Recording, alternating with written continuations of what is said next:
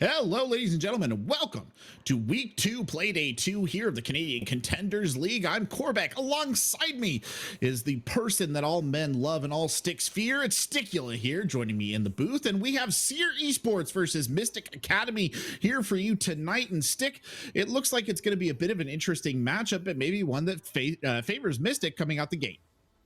I think definitely that's the expectation here. Mystic are looking like one of the top teams in the league, and a lot of people have been saying that ever since they got started and were invited to the competition.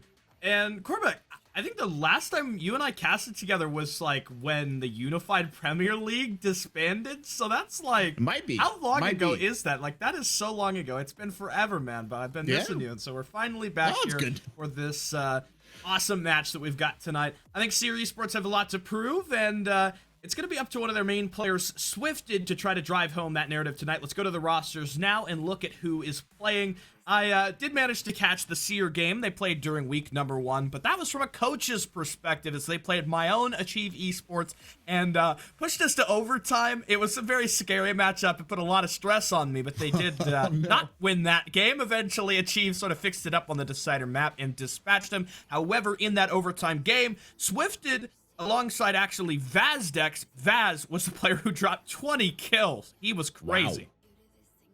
That is genuinely crazy. I mean, so all matches here are obviously best of 3s. So SYR ended up losing that game, right, to your team, as you said, in overtime, though. So, you know, putting the brakes on. I mean, if they can challenge your strategic brain stick, they must not be all that bad. But you saw on the other side there, Team Mystic Academy, probably the stronger side here. A lot of names you'd probably recognize, people like Aggro and stuff, who are familiar, I think, and known in the scene. They're known quantities. And I do think they have a little bit of advantage. They did come out with a win on week 1 as well, which has set them up for success going into week number 2. And a big part of Team Mystic Academy's victory over Sonic Boom during week number 1 was Cryptix, who is not playing tonight. He's been replaced by Hax, who will come in as a substitute. So we'll see how that dynamic does work, being down a player versus the other roster, which has assumably got their full 5 going. That match that we saw take place, SYR versus Achieve, was a little awkward. Achieve has been having some roster things going on in the background. We've been making changes and working on role changes. So with that swap being made, maybe they got a little closer to home than my team was hoping. But there's still a chance they could play that same loose style and upset Team Mystic, who are looking to start off and go 2-0 tonight. Yeah, I mean, obviously adding the substitute into the roster for Mystic may make some complications. I think you were saying that you weren't sure, you know, it was a bit of an unknown quantity there in Hacks. We were trying to figure out if he was another Hacks, or there's a lot of Hacks apparently, and not of the cheating kind, just of the name kind running around out there. So we're not exactly sure who they are, but I'll be interested to see at least how they slot in, right? Mystic is a name, right, in esports, at least at this sort of level of competition here in Siege. So it should be interesting to see them kind of go, but we don't have a map ban screen for you, but we can talk about those map bans. And there's nothing too shocking about these first 2 maps, right? Stake, it's going to be Clubhouse and it's going to be Oregon, the bread and butter, the old reliables. But map number 3, what's map number 3, Reese? What's the monkey wrench we might see here? Well, that'd be theme we've got on deck for the decider. I really can't tell you how that's going to play. I'll say for Mystic side, they have a really good coaching staff. They've got Coach Yali, who we actually talked to back in the green room here before the game even started.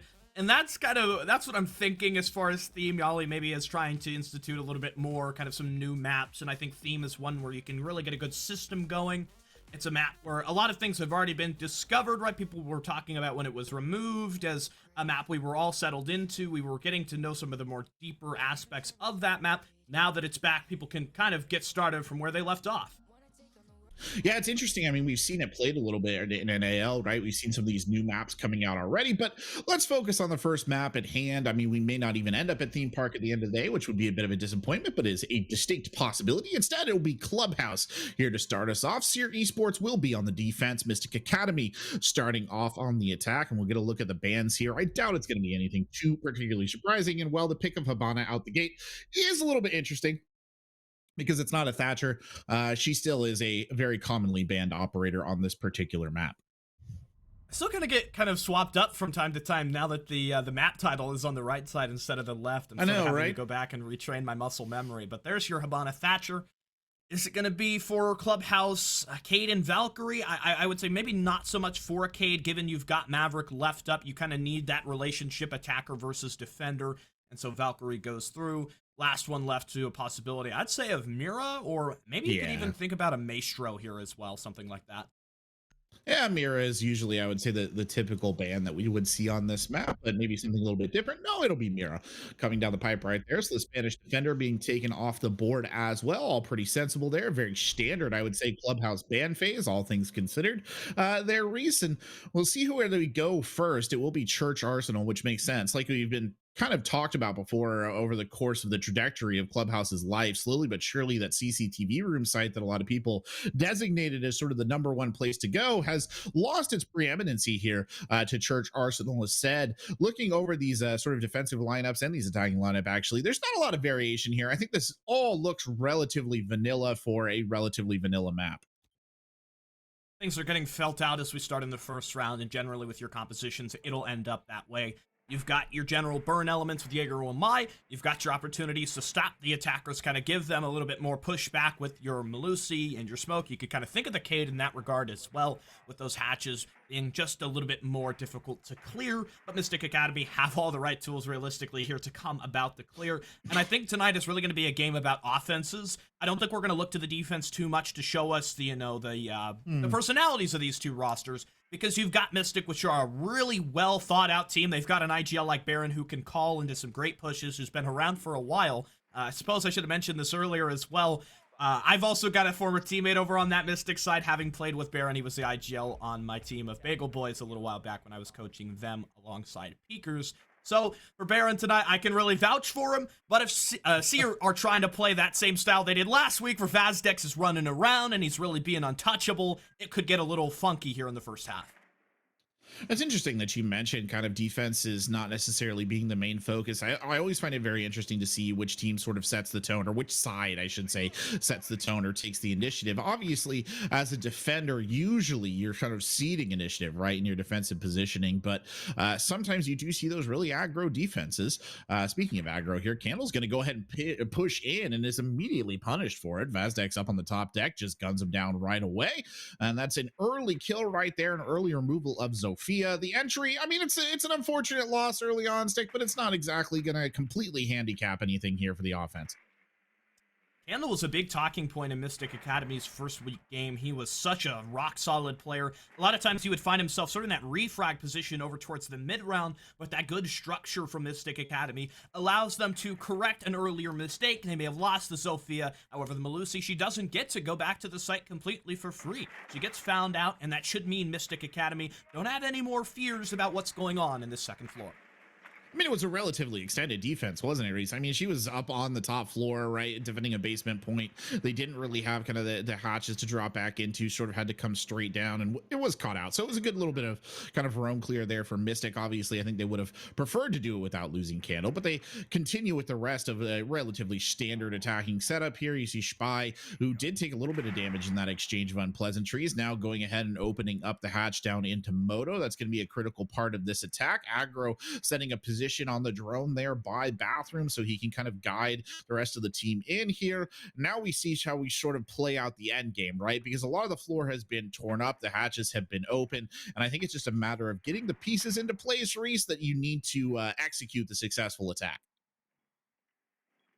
One area I would say is kind of a little lacking right now is going to be some dirt pressure. It looks like, I don't know if I would call this a kitchen and Moto pressure. I'm sort of waiting to see Mystic Academy for them to tell me what the next step is going to be. Do have some pressure down towards bottom main.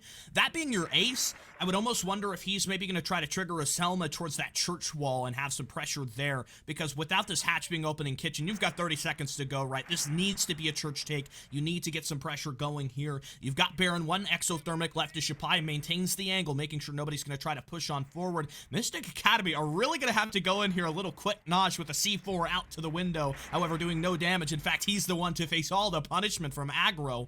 4 versus 3 now, but there's 10 seconds and something could easily go wrong. We'll have Swifted be the one to manifest that as he's dropped down aggro. Shapai is dead as well, but the plant is successful. Swifted on the run up, stops that planter dead in its tracks in the confirm for the down player. They're inside Moto. A 3 versus 1. Things are about to get real challenging for Hax. However, he should have the angle. It's going to be about these two players trying to push up, trying to force them out and away. However, Gods is looking to complete the plan, and Hax has no idea. He's got a grenade out, but it's not going to make it in time. Red indicator, but no. SYR Esports have the first. It was a beautifully positioned frag, though, wasn't it? I mean, it rolled. You can see it rolling in the top right corner of the screen. It's unfortunately just a half a second too late, which honestly we could probably apply as a sort of moniker or a shibboleth for the entire push right there from Mystic Academy. Just half a second too late. I made a bit of a mistake. I thought that they had already opened a bunch of pressure in the kitchen, but no, they had Sledge, they had Hax up on the top floor, still kind of running around there. I don't necessarily know what he was doing on the top deck, but came back down and started really putting that vertical pressure on a little bit late. But we won't be going back to basement just yet. It'll be over to CCTV cash, which I feel like in general, Reese, is an easier point for attackers. I kind of hinted at this a little bit earlier. It's not as inviolate as it used to be. I do really find the setup that they're bringing along quite interesting, though. They've got Castle in here and a Frost as well. An interesting combination. Idea? This could work out to a certain level. You know, bringing the Frost is so good for window play as well. I would think SYR, would the Frost maybe be indicative of some kind of pressure you're thinking about over towards the master bedroom area, right? Because if you set up those Frost mats on your windows, you might be able to stop somebody jumping in as well. A classic one here at the top of the rafters staircase. If you're trying to push up, oftentimes you're going to have your eyes occupied on this big opening, the sightline that they've made in the wall that goes between rafters and CCTV. You can't really afford to be checking for that Frost mat, so you would better hope that your drones get the job done first. Castle is just, to me, such a complicated operator, Reese, because sometimes I do really like him, and I think that he provides a very interesting aspect to the game overall, but you know that they're probably going to be bringing a Sledge here, which just makes the Castle, I mean, it doesn't make him invalid, right? He can still have some use, but it certainly doesn't make him as strong. And I will also admit, as we see Baron go ahead and set up the exothermic there on the wall, by the way, it's worth pointing out that the mute jammer, the way they've changed it now, it won't cover that entire area, so he's just got to kind of play a little bit of find out, right, in order to just get into a place where you can detonate it. Oh, they're gonna just go for the destruction. Okay, that's fair enough. Well, they'll go ahead and pop it, and now they'll go for the exothermic open, and that's that. But the Castle, he just can be quite difficult to use correctly, especially when his Sledge is in play. But you've already seen the breach open here, Stick, so they're gonna have to tighten up their defense here regardless. Especially with the kind of pressure you've got here, this is pretty much your archetypical split take from Mystic Academy, who have taken control of Master. The fact that SYR didn't play any sort of defenders over to this area to even think about stopping them is worrying to me in a certain regard. I think you have some credit to be given to the idea of let's play for a C4 below, but you only have one player with that utility, and he's not even the one on the vert. It's HBR as a mute playing behind Cashbox. The player below is Jaeger, who maybe will be able to stop it out. I think the hope is the bulletproof camera will catch that, but I don't see it really as a distinct possibility. Mystic Academy just sort of biding their time and waiting for something to go positively in their direction, but Naj has a collection out towards Shapai. Now you've lost your main breach pressure. That does make things a little bit more tentative here, but aggro back on a trade, and a grenade coming in from the window, absorbed by the ADS. The Frost tries to go a little aggro towards the window, and she does end up with the kill now as the ace is down as well. Oh, that was like a risky play from Naj there. It paid off in dividends. A little bit of a misplay, I actually think, there, genuinely on the window. Swifted picking up one as well. And now down to a 4 versus 2. Naj remaining kind of just a bastion of the defense right here, as it were. Hax is trying to reposition. I mean, I guess I said it was a 4v2. Really, it's a 4v1 because aggro is down but not out. Hax here coming tight on the corner, and he just gets lit up. HBR there waiting with the Mossberg to end the round. Another solid defensive showing here on the side of SYR.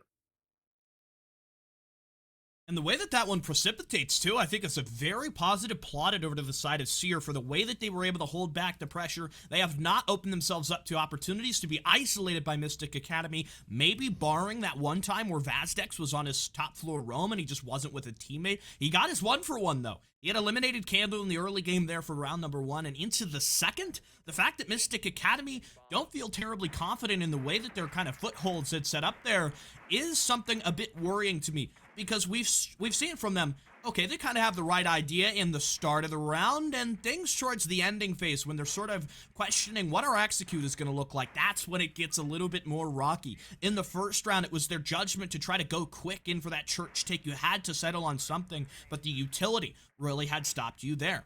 In that second round, wasn't as much towards the game of utility. It was a Frost let off the leash inside of server room that ultimately punished you to the utmost. Oh, watch out for the Sterling SMG right there. I was at my buddy's house in Kentucky. He let me fire one of those. It was really exciting. Not on full auto, but I was like, oh boy, I'm Frost for about 5 seconds, and then the gun jammed. So I felt a lot less impressive after that, Reese, but that's okay. We don't need to focus on that too much. I don't think I could have said it any better myself, honestly, in terms of what you were saying and the way Mystic's been playing this, right? The setup looks pretty good. The idea looks okay. It's just that generally they get to this point in the round, and some teams are just like this sometimes. They get to a point in the round, they just sort of slow down, right? It's like they're trying to figure out how to kind of pick the lock of the actual site execution, and they can't quite figure out the exact way they want to do it, whether it's a bit of an maybe an IGL situation that they're working with. This is interesting. Baron here getting hyper aggressive sort of with this exothermic. They'll go ahead and open up the wall right there and blast that out, and that's going to force Gods back towards that rotate. That corridor now no longer a safe space here for the members of CR. I think so far Mystic Academy have proved themselves to be rock solid in the way that they start off the round. They're always accomplishing, for the most part, some of those early objectives. Little trick play here by Swift. It'll go ahead for the punch by Dirt, and he's looking for the target. However, I don't think he's yet got it. One player from the rappel. Oh, spotted him there, and no, he doesn't get it. He might have gotten quite a portion of damage onto aggro, but nothing conclusive. Usually what you would expect from that sort of a trick play. So it'll be up to the Jaeger to try to rotate back, and now you're facing some vert pressure from Candle as well. But Vazdex drops the gym hatch and long shotties Candle from across the bar. Wow, I'm actually surprised Vazdex did that, but hey, it worked. So if it works, you can't be too worried about it. Now a bit of a challenge here for HPR. HPR getting flashed as well, and that's a particularly unpleasant situation for the defender to be in. Vazdex was trying to rotate back over towards the stairs, even had a smoke grenade out, kind of, I think, as cover. It didn't quite work right there, the Toxic Babe. So they are down, but not out. Hacks now putting some damage up on the vertical as well as Swifted here. I think is just waiting for the kill. You won't find it. Hacks comes from the opposite direction. Aggro picking up one on HPR as well. There's the finished off kill, and it's a valiant effort from Naj, but there will be no repeat of last round with the Frost. It is shut down almost immediately. That was a really good sign of pinch pressure coming from Mystic with the element towards the bottom of the main stairs there, and then just a couple other attackers filing in through the rest of the entry points. I think that's the way that you need to kind of calm it down, play a little bit more smart towards the end round there. You don't want to go for these little moves that kind of get you isolated, get you on your lonesome. You need to work together because Clubhouse, it's a very simple map. We all understand the majority of the concepts. The way that it plays out, you've probably seen a majority of these situations, you know, a dozen times or more. And for Mystic Academy, they just finally figure out the recipe they sort of needed to close it down. It's interesting, actually, that you brought up pinch pressure, right? Because this is something that we talked about last time we were on Basement, where Mystic Academy didn't have any real dirt tonal pressure to speak of, right? So they didn't have a lot of dirt tonal pressure. They were late in the game to get their verticality pressure set up as well. The sledge just took a little too long to open up that ceiling, especially over the armory itself. And I think all those factors sort of contributed to how difficult it was for them to take this point last time. That said, I mean, they did get in. They did get the plant down. They just could not manage the post-plant situation. Still, part of that, I think a large part of that was because it took them so long to really get their initial setup in. So we'll see if they change that now going forward here on this round. I mean, you are back to a site you've already played, Stick, so presumably there's been a little bit of learning that's been done here, as Vazdex has already taken a little bit of damage, and I'm not entirely sure just how. Who knows? Maybe he got shot by HPR while they were opening up the rotates. I didn't quite catch that. I think, though, for Mystic Academy, as much as they might look to make changes, so too will SYR. They're playing a little bit stronger on their own this time, including both the Jaeger and the Vigil, so you can kind of hold up above and maybe play to your teammate as well. They're worried about the logistics hatch pressure. It looks like that'd be the sledge up above, and you can hear the impact sound off as that sightline has now been established. The sledge should be cautious about this, though. I would doubt that he's just going to simply drop down that hatch on his lonesome without having thought it entirely well through, and you can see sort of the passivity from Mystic Academy so far. To me, mostly signals the fact that they're just getting set up to try to establish the pressure in here. Wow, though, Swifted through the wall onto Hacks.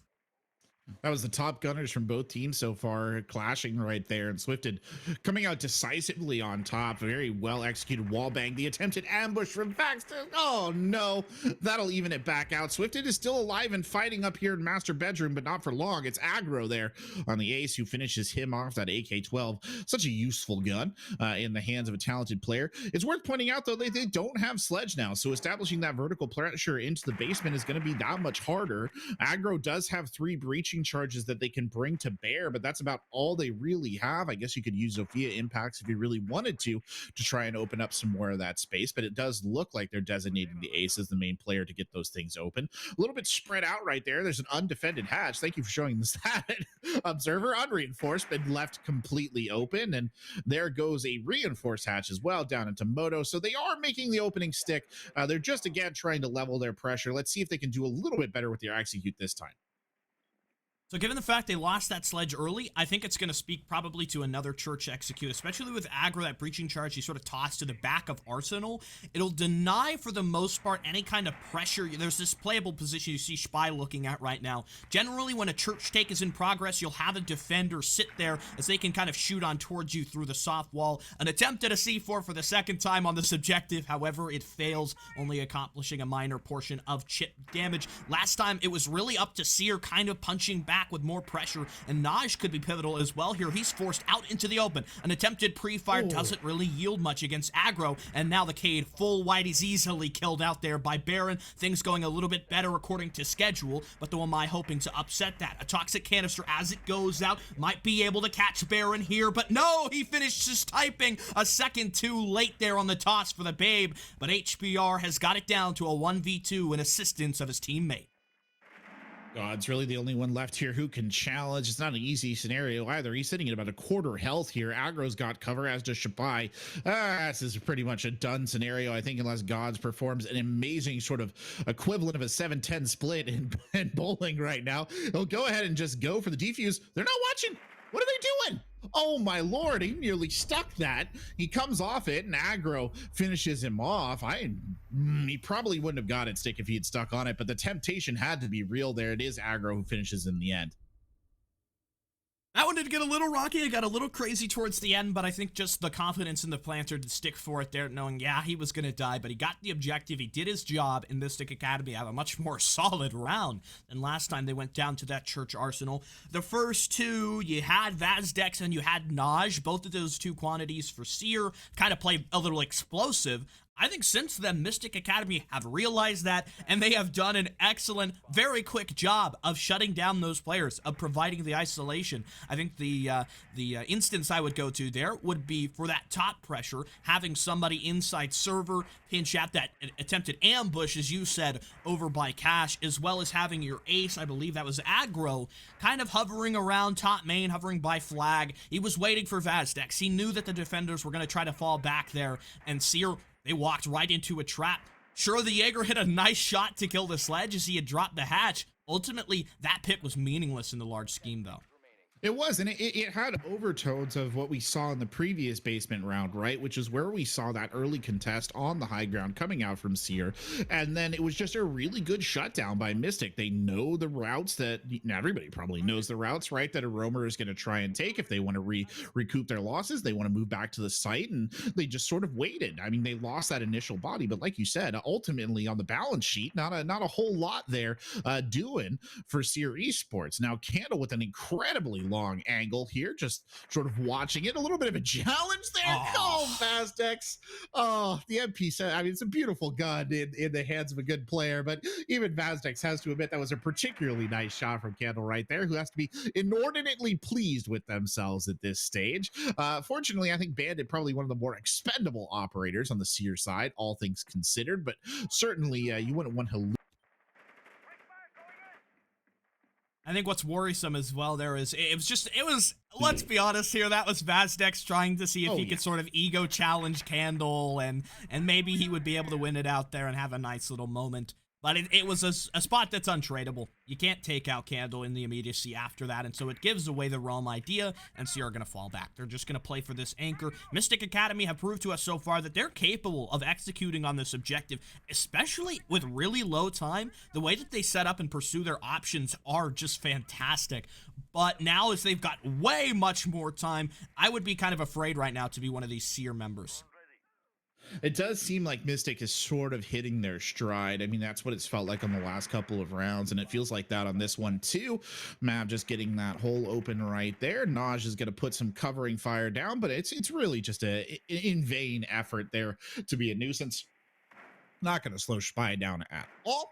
And he will continue with the progress there. The moto hatch now open, giving them one more angle to attack. I love Hacks up here with the shotgun, just opening up some more holes in the floor as well. The sort of discount sledge in this particular scenario is Hacks, who's going to work.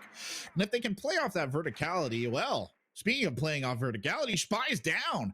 Hacks, fortunately, is going to be able to go ahead and get the revive, but that's a little bit of a misplay early on right there. Again, nothing irrecoverable, as again, more and more holes begin to open in the floor above the heads of the defenders.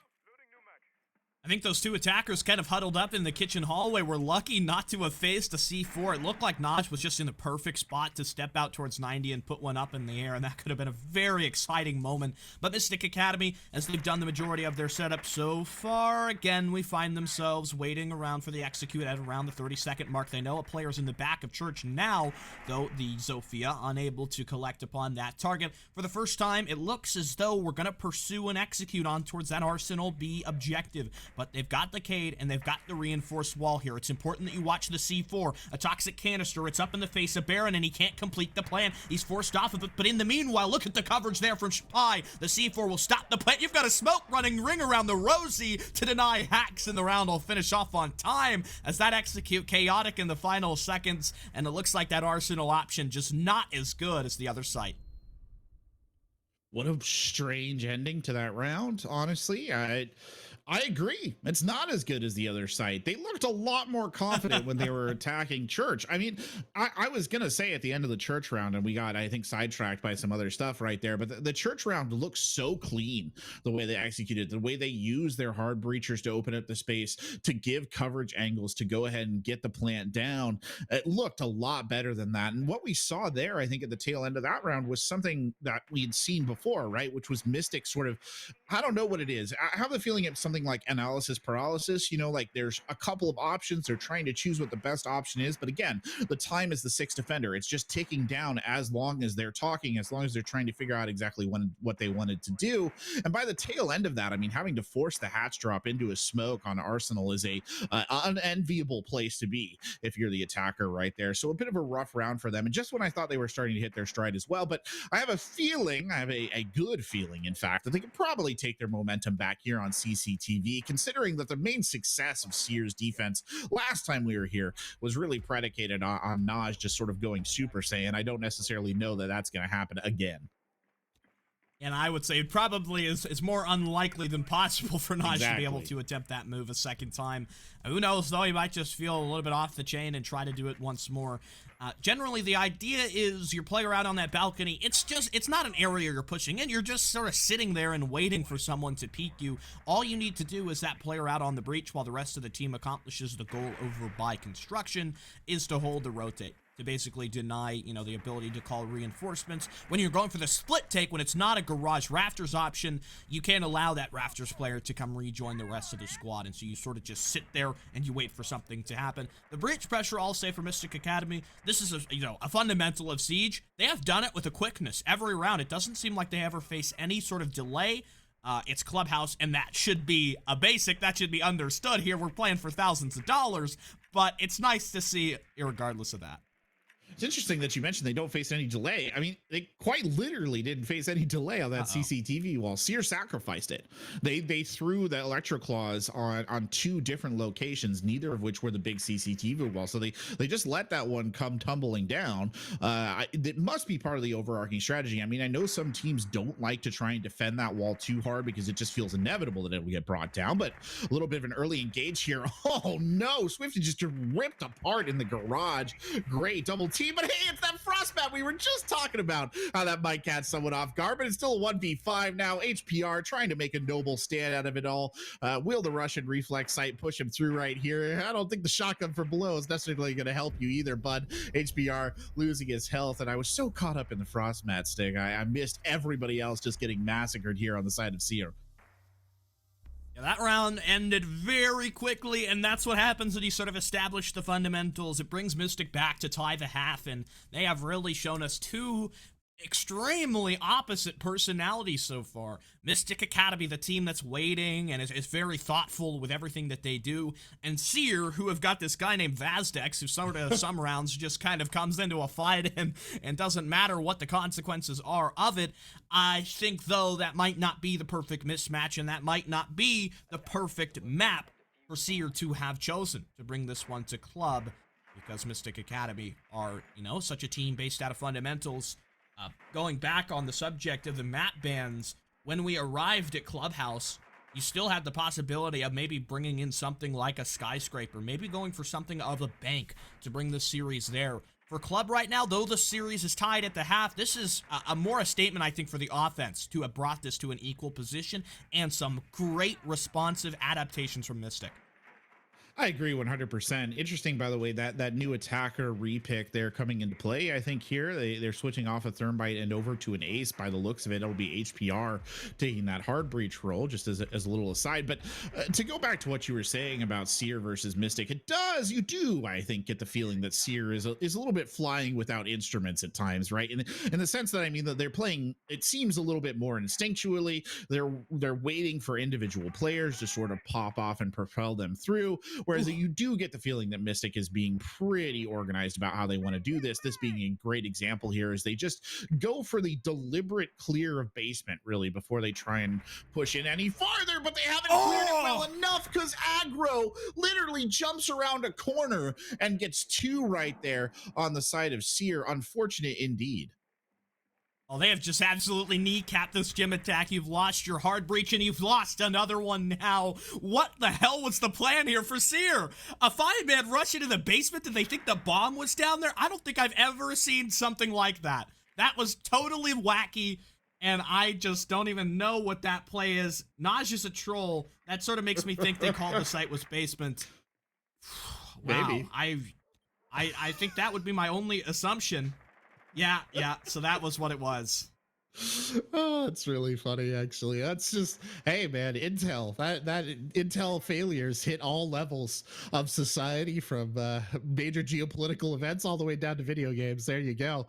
A bit of a mistake on their side, and like I quite like the bit in chat, the site is not down there. They must have been quite confused moving along, especially got more confused when aggro popped out of cover and just unleashed a storm of bullets on them at close range. But still a 2v4. Swifted is alive, Naj is alive. I don't know that they're going to have a lot of traction, either of them, what they can actually do here, but it's certainly going to make an effort out of it. The LMG in play right there. Spy kind of hiding behind the servers, just waiting for somebody to enter, but the frag grenades start to range by, gets bold and gets brave and takes Naj down with a beautiful headshot. Swifted accepts inevitability there, jumps through the window to try and engage, and is killed on the entry. Yeah, I think we're going to have to take that round and sort of throw it into the garbage bin, because a troll call by Naj sort of forced SYR to come into the basement, which was not the objective. So we'll go next to the bottom floor. It's unfortunate that the way things end there in round number 7. I suppose you could say some credit to be given to Spy and Candle for the way that they were able to hold out down there, and you know, just the fact that they got all the kills. That was about as close to a death match as you thought it could be. And anyway, moving down to the basement now. I don't even really know what to say about that site. That was there was an inkling. There was an inkling of me that thought like they were trying to go in the basement quick and rush the main stairs. But yeah, I don't know. I'll eat crow. I mean, I got my sides confused right there. I was saying that it was Mystic who was doing a comprehensive clear. I thought they were just roam clearing. Like, I was like, this is very diligent. You're sending multiple bodies down to the basement to do roam clearing. Like, geez, that's kind of shooting against what I was thinking about in terms of kind of flying blind. But no, they were still flying blind. It's okay. They weren't that far off base. Anyway, moving on. It's an actual basement site this time, so maybe they can get down there. We also get to see the new and improved Goyo in action with his new Volcans. No longer those shields, now the sort of flame canister trap thingamajiggers. I'm sure they have an actual name. I just don't know what it is. Hacks here pushing down the stairs, and this is a relatively standard setup, I think, for the defense. I'm curious to see if Goyo has an actual impact. Some people have kind of been speculated that maybe he's almost better than Smoke in terms of area denial, but certainly combined with a Smoke, he will be able to do a considerable amount of effort there and slowing down an attacking team. Yeah, I'm not really super sold on the idea of Goyo so far. No, not yet. No, I just haven't seen enough of those moments where he's been, like, useful in all circumstances. But you've got gods on the entry. You've lost the Jaeger. I'm not sure what Candle was really trying there, but it's going to put Mystic in a deficit and gives SYR a lot more authority to pursue what their take will be. Hatch is open already, so I don't know how that happened. I don't know either. I was gonna say I don't think they've cleared the top deck. There was somebody roaming on the top there. Why would you do that? Aggro firing from below. I guess you don't need to worry about the vertical pressure if you've got somebody underneath. He's more than happy to collect that kill. The C4 coming out right there, very close to taking out HPR, who just narrowly skips back in. But this is what I was talking about. They have no idea that SPY is up here. This is as free a kill as you're ever going to get, SPY, and you better hope that you get someone. It could be Swifted. It could be possibly Gods if they had to rotate back up this. Actually, they're all in contention for this very easy kill, so we'll see if SPY is able to manifest something. Oh no, the drone's going to ruin it. Here it comes. Yikes. I was going to say there for HPR, he sort of had one of those damsel tied to the train track style moments where he gets saved in the last moment and rolls off the side.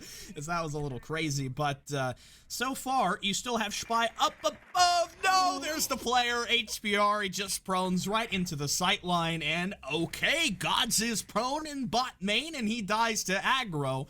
I don't know how this round has just turned around in such a fashion. There's still a player up above. SYR surely haven't forgotten about this, but they can't really do anything to stop it, and you have had the kitchen hatch open since the very start of the round. Other notable areas of success beyond that, there really aren't many to count on.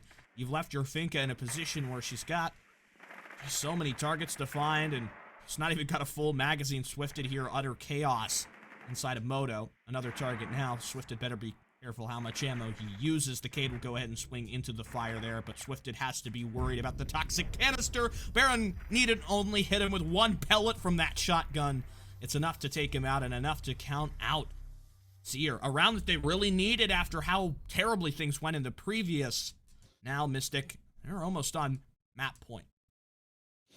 Yeah, I don't want to be too negative, but I mean, honestly, that wasn't well executed from SYR. It just wasn't well executed. Like, you should not be roam clearing the top floor when everybody has already pushed it and started opening up verticality leading down to the basement. Like, you just shouldn't be doing it. If you were making a checklist, right, it's not the thing that you really need to be doing at that point in time. You want to start off with that process and then work your way down so you're clearing, one floor after another until all you have to worry about is the basement area. So just a poor execution there, I think, enabled a couple of at least one death, right, and also just sort of threw the entire vibe off, but not a good round.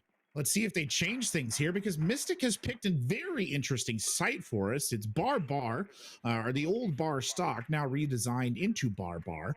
And I'm curious to see how they defend it. This site is really interesting to me. It doesn't get played that often, Stick, but it is a fascinating site to watch people defend it. It often involves, as you see on your screen, kind of a big extension up to the third floor, which is exactly what we're looking at. And then on the ground floor itself, or the first floor, whatever you like to call it, it involves a certain level of kind of playing long angles to try and defend it out. This opening too, by the way, from Baron, very interesting. I think there was a slight temptation there for a second, maybe even to consider the run out, but it'll just put the castle barricade up on it instead. Have you seen a lot of this bar stock objective? No, I haven't seen very much of it at all. I think it's probably still the least played site, right? Overall.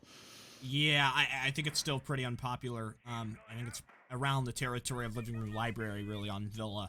Yeah. We did have it already at least once from my calculations so far in CCL. It was the game, it looks like Acme versus Shinigami. I was there on that broadcast. It was the decider map, and Acme had brought it out on a little trick play, and it actually did work for the defenders. However, the problem wasn't, just a really good strat. I mean, that strat was nice, don't get me wrong. The attackers just did not approach it correctly. The way that you win this objective is by seizing control of the vertical and then choosing to execute either bar or stage. If you don't take the vertical, 9 times out of 10, you're probably going to lose the round.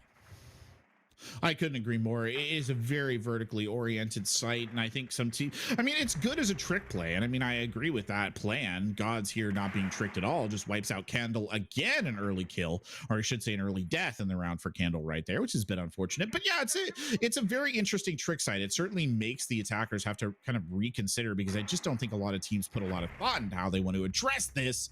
Spy there didn't have to put any thought into that. That was all reflexes. Gods is down. Hacks takes out Vastex as well, and now we're in a 3-4 situation here. HPR trying to challenge next into Logi right here, and Aggro, they're more than happy to play around it.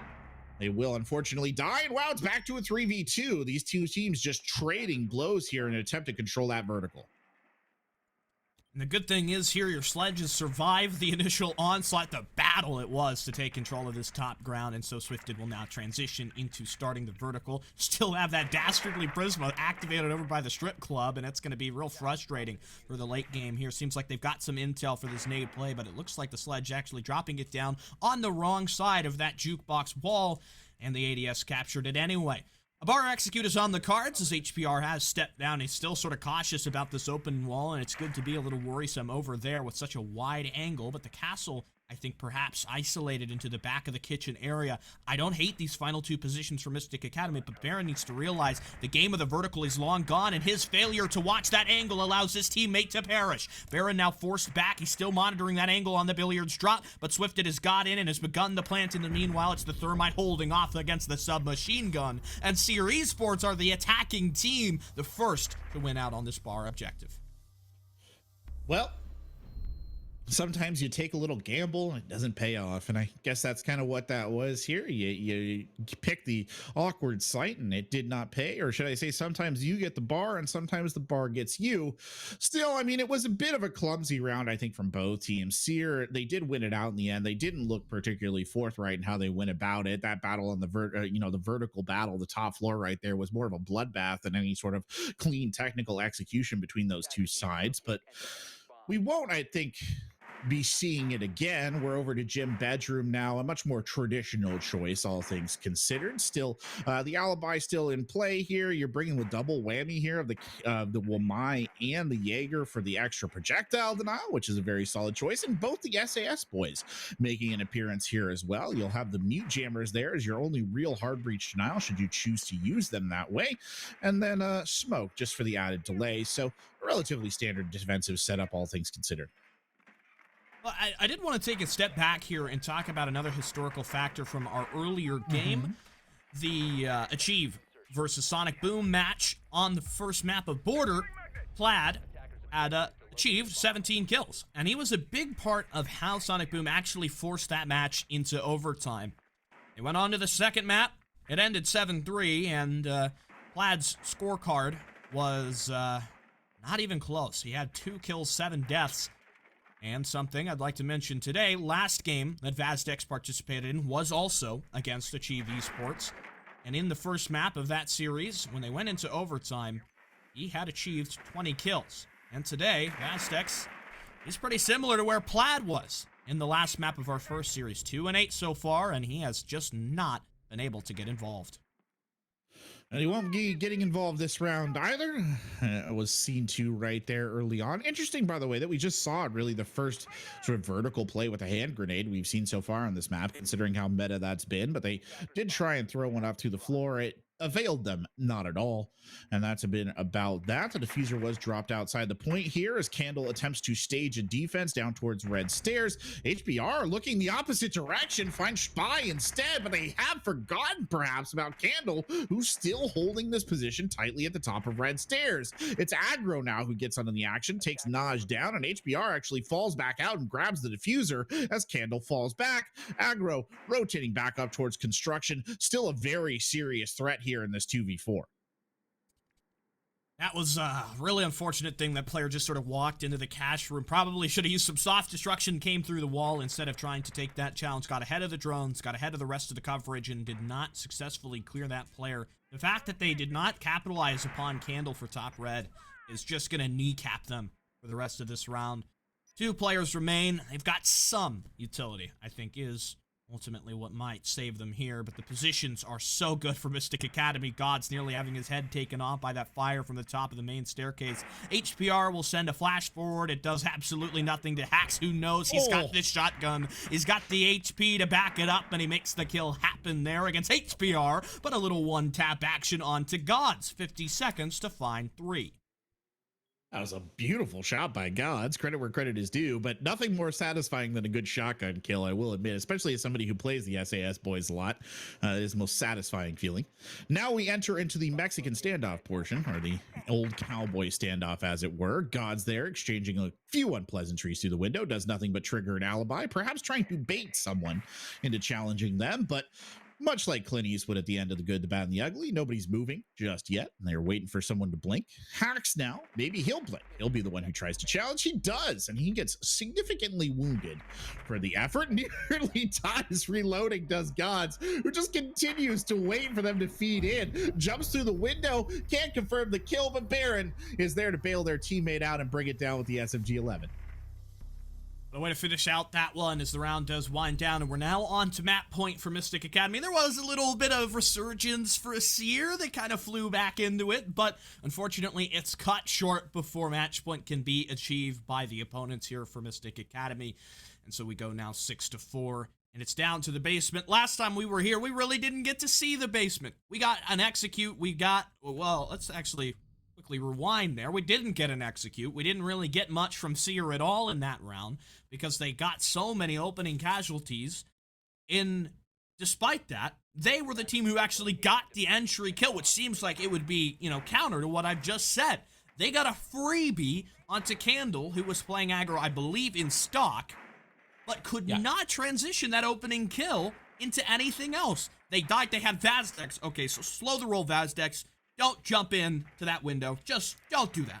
Don't vault the kitchen window. Bad idea to do that. You're going to get blown up. There's an angle that you can get through the floor. You just don't touch that window. Other than that, SYR, they just fell apart. Yeah, they did. One of the things they struggled with the most, Reese, was just the hatches, like playing around the open hatches. That was where a lot of them died, was playing around the hatch. Aggro in particular was the one who was really watching it. But I mean, they got the hatch open ridiculously fast as well. In Kitchen, they were just never able to capitalize. It wasn't the first round either where they had gotten Candle down early and then failed to take advantage of the 5v4.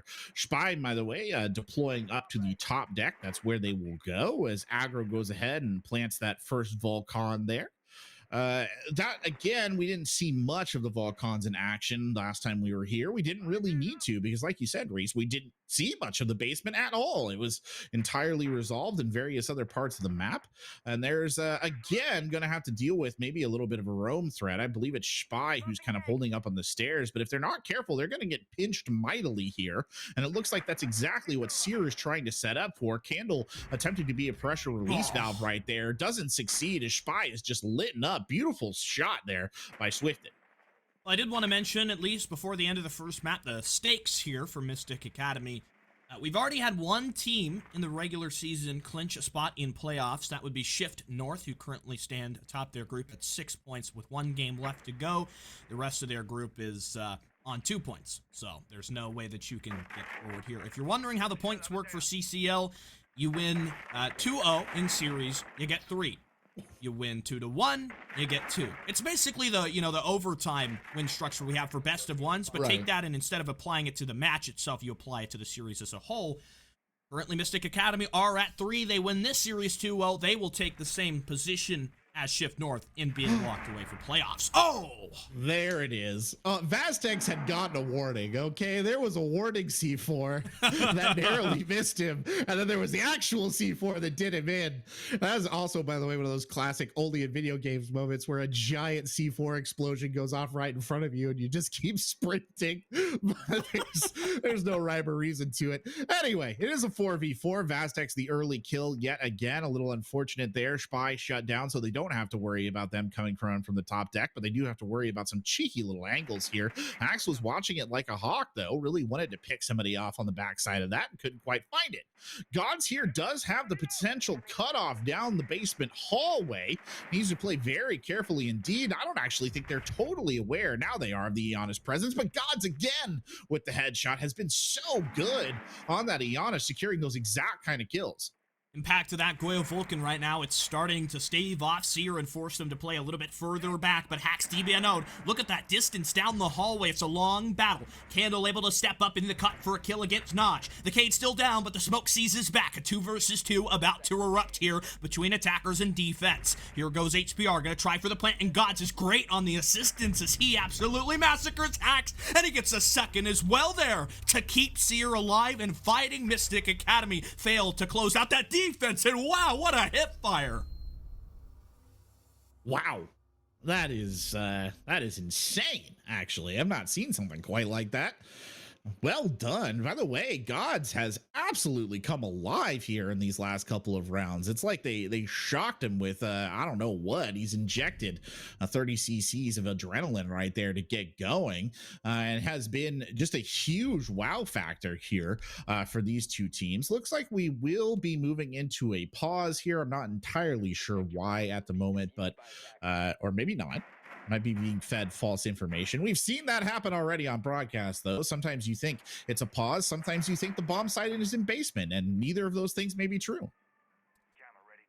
Well, we're going to have to wait on the call so far. We tried to pause it, and it didn't work. I don't know how that really makes much sense. Until we get the correction, we're going to treat this as if it is a real round, and that's the way that things will work here. So it's an opportunity on the final round of regulation. Mystic Academy to close out, or for a newly energized SYR with their captain. I don't know if I want to call him the captain. He's just been the guiding light right now. Gods to step up and possibly prompt overtime. And for this overtime, kind of potential overtime defense, right, or the staving off the overtime, I guess is a better way to put it. Mystic Academy has taken us back to bar. They're going for the gamble again. They're rolling them bones here, Reese, and see if they can pull this off. Didn't quite work out last time. They weren't able to control the vertical, and that was ultimately what doomed them. That and a little bit of a misplay between the two survivors at the end of the round. They haven't really changed much in the style of how they're defending this either. So I'm curious to see if we see an actual kind of meaningful change here, or whether or not it goes much the same as last time. Obviously, if you could get Gods early, I think that would be the most productive thing you could possibly do. As already that alibi starts to ping just to make things a little bit more annoying. They managed to get most of these castle barricades down, so that was only a temporary nuisance here in the vertical battle. Oh, it looked like the Finka was maybe going to run over there and shoot it, and I believe she has, so you won't have to deal with that too much. It should tell you a little something about the defender presence. A C4 goes in. Oh, it actually hit Vazdex right in the chest, but it doesn't blow up in time. Can't count on one hand how many times I've seen that play happen there. You still got roaming presence below. I hate this round to go down for SYR and not to get overtime, but Mystic Academy have a really good strat that they've introduced here for this bar objective, and the vertical take has not been good so far, and Gods, the player who we've seen to lead the charge, is the first to go down. It's a huge loss. I mean, we were just talking about Gods was on a streak. They were coming back. They were looking so good. And I did say, I mean, that's the last person you wanted to see go down early here if you're sitting in the position of SYR, and it certainly is. That said, it does appear that SYR has most of the vertical control here, so can sort of start to go to work on the floors and whatnot to open up what vertical pressure they can. But they're running out of time quite quickly here. If you look at the clock, they're about a minute left. They don't have particularly good angles on any of their opponents right now. They're going to start dumping frag grenades down, but I don't even think they've got anybody really to damage with the frag grenades as it stands. Baron does drop, though, to Vazdex, so now we sit in the 4v4 here. Less than about 45 seconds to go in the round. Things are starting to wind out, and I think one point you could make for SYR. They took this top floor last time, and it was under a little bit more auspicious circumstances. There's a big one in from aggro, but Naj on the trade against Candle. Again, that Prisma still active out towards the shipping dock. It's been a big game for aggro so far. What a reaction from Vazdex. A huge, important round, but the shotgun for 2 in the strip hallway leaves it up to Naj. That shotgun may have single-handedly just closed this one out, but not if Naj is still alive and in the server. Hacks on terribly low HP, worried about intel, worried about the possibility that these toxic babes may deny the plant. The Maverick will attempt that objective play, the toxic canister, it goes. Naj comes off of the plant, he has 4 seconds to get in. Oh, but he stepped outside the objective in the smoke. Prone will close things out on the first map for Mystic Academy. Knowing when to play it smart ultimately causes their success as the defense outlast on bar and in stock. Hey, Reese, give credit where credit is due, man. That's the sub playing that perfectly there to win them that first map. That's Hacks, who they brought in as a replacement player for tonight. Could not have handled that any better. Did exactly what they had to do with the utility, knew exactly when they needed to disengage right there to back up and run away. Super well played. You could not ask for a better performance from an anchor player in a situation like that. Top level stuff. They also were the one who killed gods at the beginning of that round, which was a very bad way there for SYR to start things off. And with this series already going towards the first map for Mystic Academy, that clinching of playoffs for Mystic is looking ever possible. We'll find out more about that story after we come back from the break.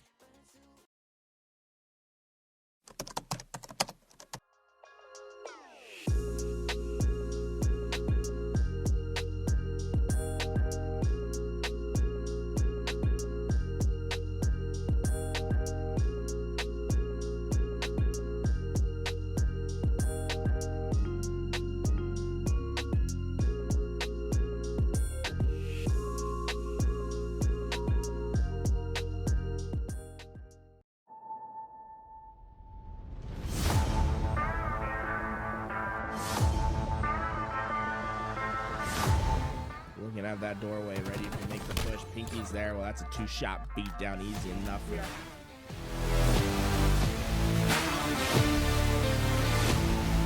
So he's going back. Okay, he finds the person. Baldwin goes down. Pyretic taking the fight. Goals RBR.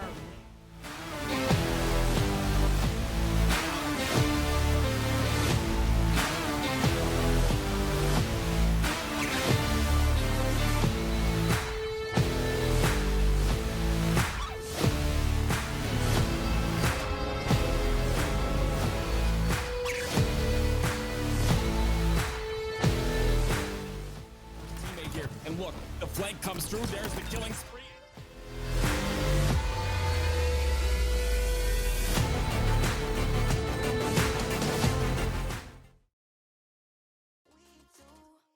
It's sleeping so long.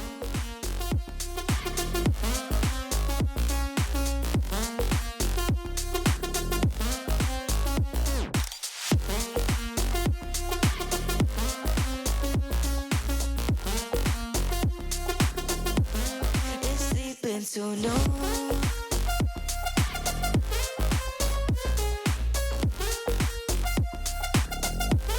it's sleeping so no,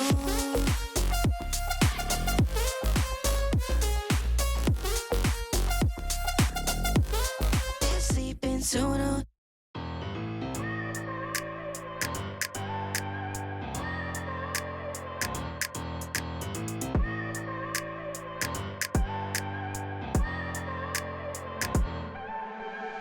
I look at people and I wonder all day, who are you and you are not the one in your way.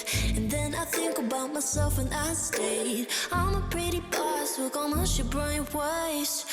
I'm a freak in the sheets, but I got class. I'ma grab an ass if you want it.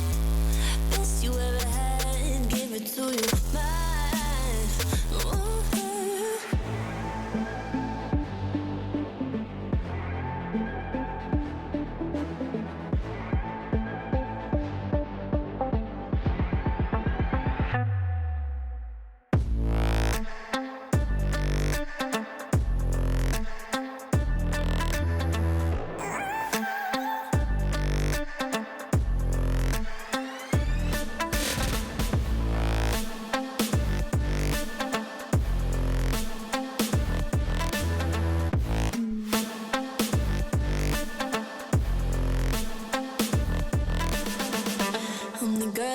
can talk about. Quiet with a big mouth. Listen for the doubt, then call it.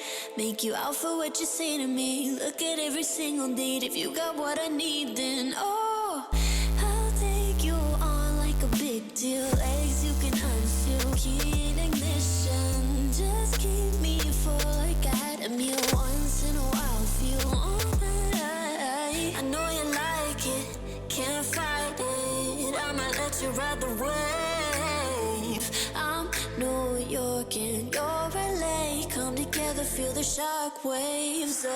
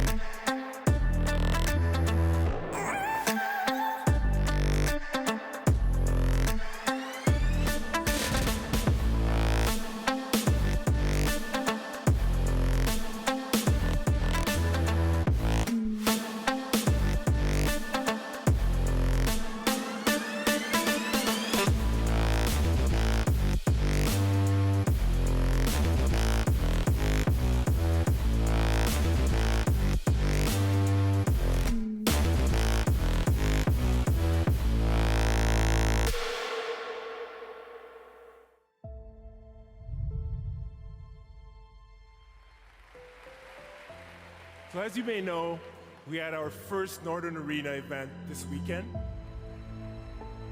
It was exciting to come here and be at the tournament. One of the first big tournaments we've ever been to in Canada. Thanks to Northern Arena. You know, there's a lot more to come. Introducing Northern Arena.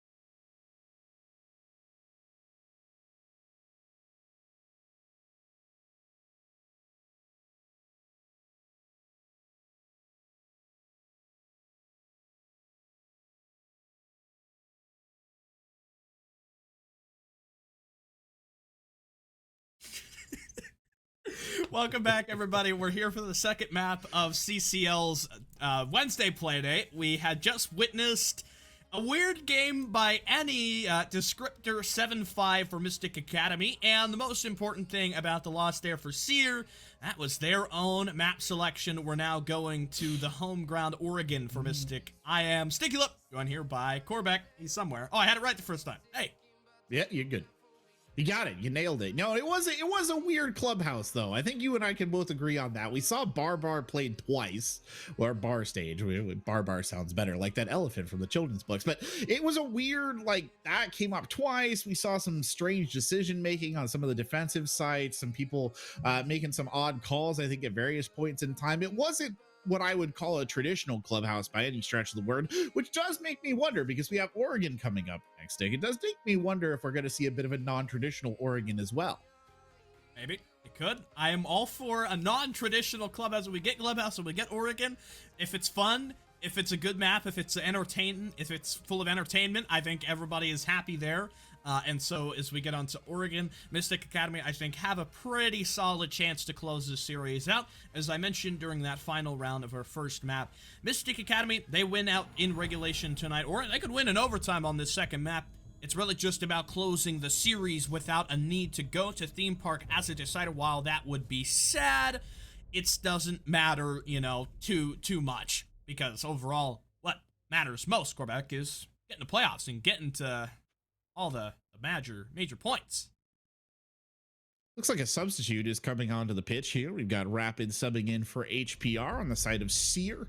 I believe HPR was the one who was playing the smoke on the defense. Can't remember what I saw them on the offense, but a substitution at the last minute right there for SYR Esports. It's much easier in like soccer or football. You can watch them like warm up on the sidelines before they come in. But this, I just have to rely on people to tell me these things. Flores getting banned out, by the way, should surprise absolutely none of you watching at home. He is very strong, and Thatcher is equally strong there on the attacking side. So given those two bans, Reese, I believe we will be seeing probably Valkyrie and Mira go here. Would be my guess if I was a betting man. There's half of your bet. Valkyrie is taken away. For that substitute, Rapid actually did play during their week number 1 match, and it was Gods who wasn't playing from their first match of the season. So I don't know if Gods is the sub and he's playing both matches today. I know HBR is on the main roster. To answer your question, I think he was playing Thermite when he was on the attack. Oh, okay. Yeah, I think you're right, actually. Yeah, he was the support and anchor, respectively, in those scenarios. But on we go to Oregon. Let's see what we got here in terms of attacking lineups. The ban phase, like I said, nothing should be particularly surprising there, which probably makes some of these picks here for the defenders relatively academic. Kaid making their appearance here on the second floor. That's fair enough. You'll see Jaeger coming out, Malusi, nothing of note there. And as you scan the other side too for the attackers, again, it's all looking very bog standard, which I will say was how Clubhouse started off, Stick, and then things just got weirder and weirder after that. So we'll see if they again just kind of set their level and then we go for a more standard playthrough of this map, or whether things get freaky at about round 3. Yeah, for Clubhouse, it was like some old story. Oh, it was a normal Wednesday on Clubhouse. Everything was as it were, and then we got to the basement round, and that's where things really took a turn. It was quite an odd one. Okay, this is a new Cade placement. I haven't seen this one before. Ooh. Where is he going to throw it? Just on that beam? That is a nice one. That's going to be hard to clear out. However, the one thing is I'm worried there might be shrapnel, right? We've got that shrapnel system. It's not entirely new anymore. It's really been around for a while. And if you're throwing a grenade below, there's no Asher Zoe, so that would be the main way you're going to try to clear this here. It might just get the Cade Claw anyway. All right, I apologize. Pardon my ignorance. I don't really understand how that works. Aren't they just going to shoot it when they come into master bedroom? You put it on the master bedroom side, right? Or the closet side? I think the hope is that you probably don't see it. Maybe you think that the hole in the floor is something to do with players hiding below. It's a bit of a risk. That's fine. It's like one of those poison frogs in the rainforest, or like frog in a rainforest that makes itself look colorful, so people stay away from it. It's a deception tactic. I'm all for it. Let's see. All warfare is based on deception, I was once told. Vazdex, however, needs no deception at all. Just blows a hole through the wall and gets a very easy kill off a yellow ping. And that's the second time that Vazdex has gotten the opening kill of the map. He had that first one against Candle on Clubhouse as well there. So, congratulations to Vazdex on what was an impressive shot. And as Hax tries to silence the Malusi's threat from here inside meeting, she's still fighting. She's still firing back, and the pre-fire almost gets rid of the hard breacher. Hax is done with trying to peek that Malusi. Better to just let her fester down there below than continue to test what's going on. Fortunately, the Cade Claw, it was as I expected. The first grenade from Candle destroyed it anyway. Well, the setup is building, I think, in a relatively standard fashion. I mean, the loss of Spy is painful because it's your roam denial that got taken out right there, but it's not the worst case scenario you could possibly have. Your hard breachers are still active, can still do their job. That said, though, I mean, there are still roamers active here. You see one right there. They've also got another one on the low ground, and it's actually claimed the kill from another position. Swifted. That was beautiful. Okay, then. That was something. And Mystic Academy, now in the disadvantage after the scrum, will have to execute in a really rough spot. That deployable shield is going to make life particularly difficult. I suppose the one saving grace, there are no remaining explosives for the defense, and they only have one toxic canister to account for 45 seconds of time to think about the plant here. However, I almost imagine as if maybe they're not going to try to go for the plant is all, because you got one player down on the keyboard, that's one less with a gun up in the fight, which would previously have made it a 2 versus 4 in technical numbers, but now it's a 3 versus 3 on pure man count. And here comes Aggro, spots the back of the smoke and takes him out before he can even detonate. It looks like he did get that toxic canister in there, but he won't have any solid gun up impact to the last 15 seconds or so. God still monitoring the angle. The sledge, if he jumps in, should be an easy target, and it'll really be up to Vazdex as he tries to defend it here. The pre-fire does not work from Baron, but he does make it through. He does skate by. He does attempt the plant. And the Melusi still pushing forward. She's got one, results to the pistol, and it gets it there. Aggro is still in the fight, but not for longer. Wow. It's probably dropped right there. Hopefully they'll be able to reconnect. What a defense. What a post-plan defense. What great individual play, I think, is the real sort of standout aspect of that right there, Stick, because I don't know that was necessarily systemic. That was just, they came through the doorway, they made all the right moves, they got the kills they needed to. The sidearm comes up, and it's a really impressive set of plays. And then Gods with a really good read to double back up the dorm stairs and be there to intercept the sledge jumping through the window. Could not have asked for a better post-plan defense from SYR right there. You just get those types of moments from Vazdex. He's the player who can call into it, and I think it's much needed when he adds sort of a slow performance, and you can, it's hard to say, attribute part of the reason why Clubhouse didn't go so well to his ineffectiveness in a number of those rounds. But he comes into the next map. It's Oregon. It's sort of a do or die situation. You need to be very authoritative about the way that you're going to play here on Oregon. The fact that he gets started early, I think, makes this a little bit more of an approachable task. And a lot of the games that they've played so far this season, especially that match versus Achieve and deeper into the qualifiers as well, have been dependent on Vazdex to show up.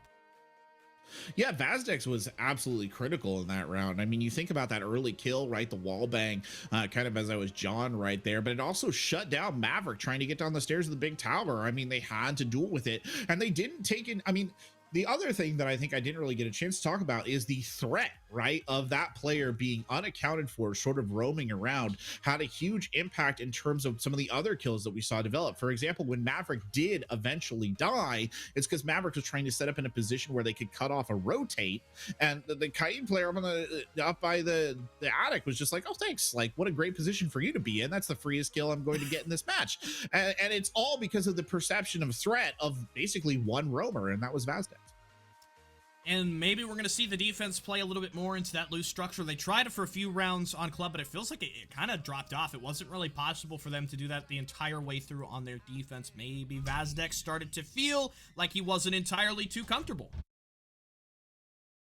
I mean, it very well might have been that situation. I mean, you saw, you know, after the initial sort of wall bang and the initial gunfight that happened around the stairs of Big Tower, you did see a bit of a scramble right there as Hacks on the Maverick did have a good reason to try and cut off a rotate. Thought he could quite easily pick up a kill. It just didn't quite come to fruition the way he thought it would. But, I mean, we're pushing down to basement now. This is a site that does allow for roaming, but I think it does behoove a bit of a tighter defense all around.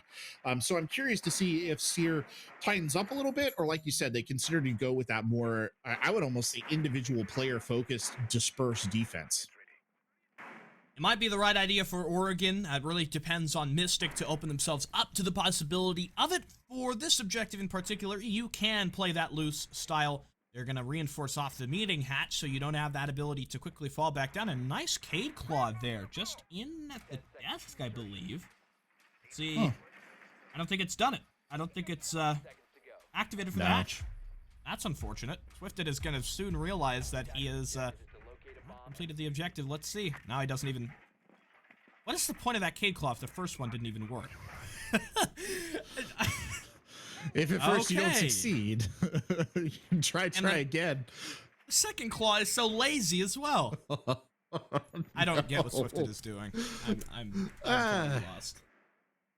Yeah, all men see the strategies by which I conquer, but not all understand the tactics behind them, or something like that. So that's how the proverb goes. Something akin to that. Maybe there's a plan we just don't see. Aggro, by the way, has lost a significant portion of health here early on. I'm not sure exactly what happened to remove such a large chunk, but there must have been something. Now feeling a little bit uncomfortable right there is Gods, who I think heard the attic getting destroyed. Here's the windows going out above them and now starts to back off. Unfortunately, Aggro missed the trick there for a wall bang and then missed a cutoff as well. Come on. Come on, Aggro. You have to just stay on the angle and win that battle. Leading into this round 5v4, it's such a needed thing for Mystic Academy. To let the defenders skate that down is such a missed opportunity. The Maverick is in the middle of meeting hall now, so he'll be the one, I would think, to open the hatch, but maybe when you realize that there's an ineffectual Electro Claw, just use the X-Kairos. It's probably the easiest job that Baron has ever had to open up that hatch. And so with the main steps established here, it should be a fairly easy thing to transition towards the execute. They're just giving these hatches away, boy. I tell you what. Hey, we're having a fire sale on opening hatches. Yeah, never has an Abana on Clubhouse had an easier time of it than right there. A little bit of a engagement here on the stairs. God looks the wrong direction. God escapes that. Candle not able to confirm the kill. And that is truly a moment where God should be thanking whatever particular gods they ascribe to, because good Lord, the frag grenade comes rolling down the hill right there, but unfortunately Gods has already ducked back away, so it won't be much of a threat. Hack's now playing off the E-box hatch here, just waiting to see if maybe they can catch one of these defenders rotating through, or perhaps even get a frag grenade kill, but again, the depth charges just keep falling here, and they're not finding Gods at all. Baron going to be a crucial element of the extension as he tries to work the pressure through. Haxus just ran into the objective, and of course he dies for that move. I'm not sure what the call was there, and we've had a lot of that conversation so far this round. But Shabai steps up. He's able to collapse onto 2.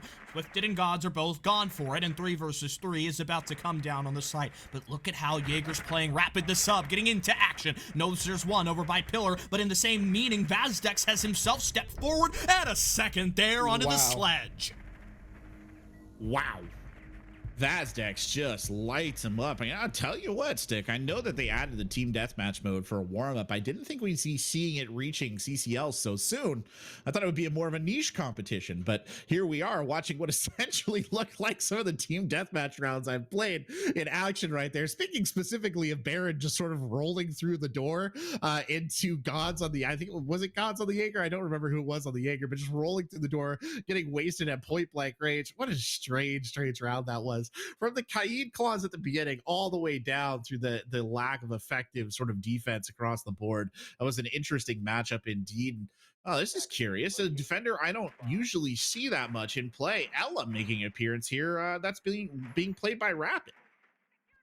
Ella was gone really for a long time. I mean, people just did not play her whatsoever.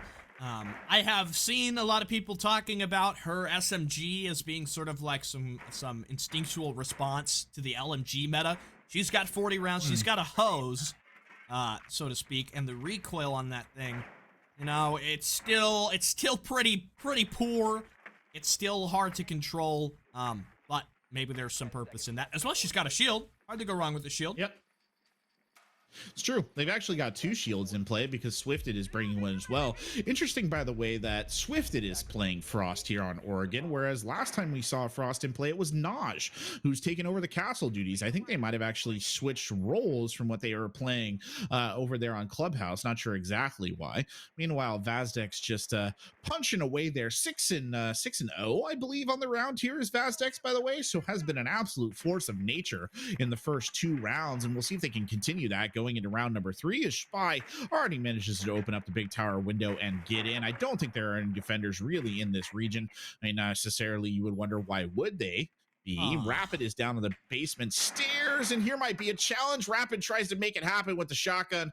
Fortunately, those Rapid shotgun shells, not enough to make a difference. Mystic Academy might have the cutoff. I'd watch the Maverick. I'm not sure if he's down towards the basement yet as well, but he might be able to watch sort of for it. But now the Yellow will head towards Freezer Stairs. It's the easier cut. It's already got a defender there. So Rapid says, never mind. I'm going to continue to play down in the basement. If he tries to push back towards T3 Stairs, he's going to realize that they have the sledge down there now as well. So I'm not really certain where Rapid is thinking he's going to make his move towards the rest of this round. He's just going to lurk in Freezer.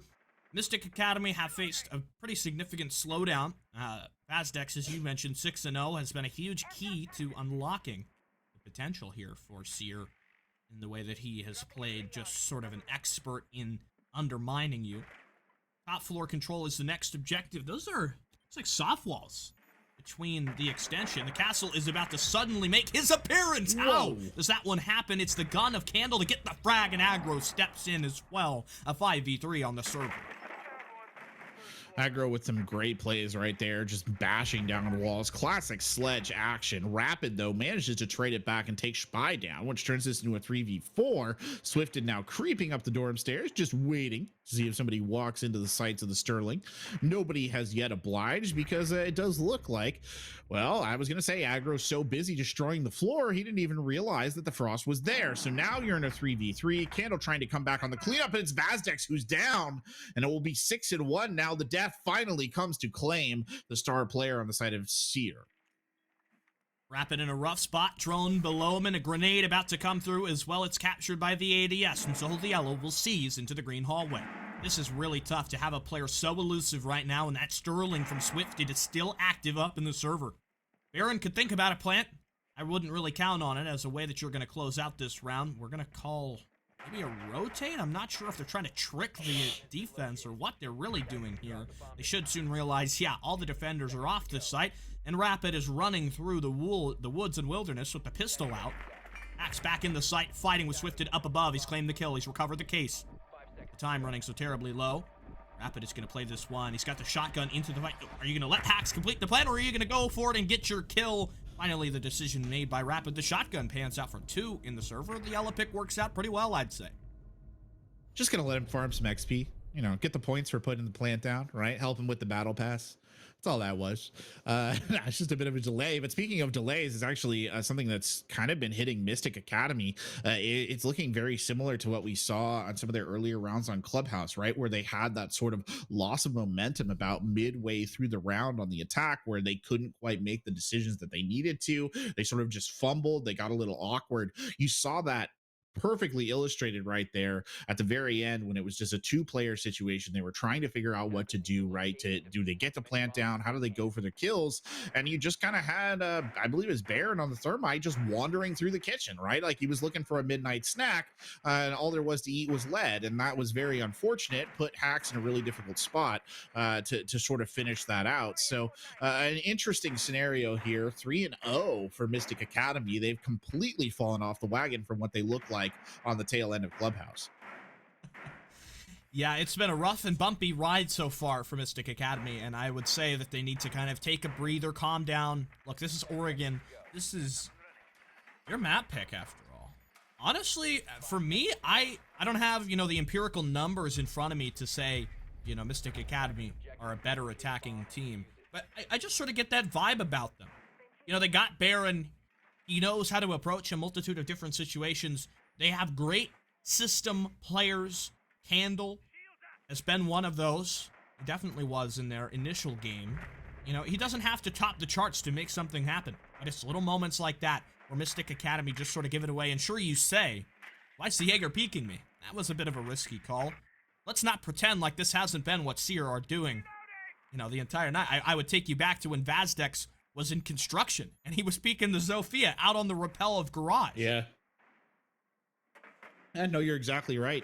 Like I said, they've been playing that kind of more instinctual, just sort of individual players making plays style. I will admit, SYR does not look like a particularly systematic team, right? I don't think there's big systems in dedicating the way they handle a lot of these situations. It's more just like, go get kill. And sometimes they get the kill and sometimes they don't. It just seems to be, at least on Oregon so far, they've been getting the kills an awful lot more. I say that, though. Gauze is gunned down by Hax, but Vazdex, who just seems to be everywhere on this Oregon map. He's teleporting through walls or something because he's there to get the refrag. Yeah, he is a very mobile individual that can just sort of get around and get active, and there's your smoke player as well for one. Mystic Academy down in the dumps. Drone comes in. If that drone actually went past Vazdex, I'm gonna... Okay, it turns around and it spots him. And Vazdex, look what he does. He doesn't, realize that he's been droned and fall back. He runs forward into the aggression, into the challenge, because he's just that type of player.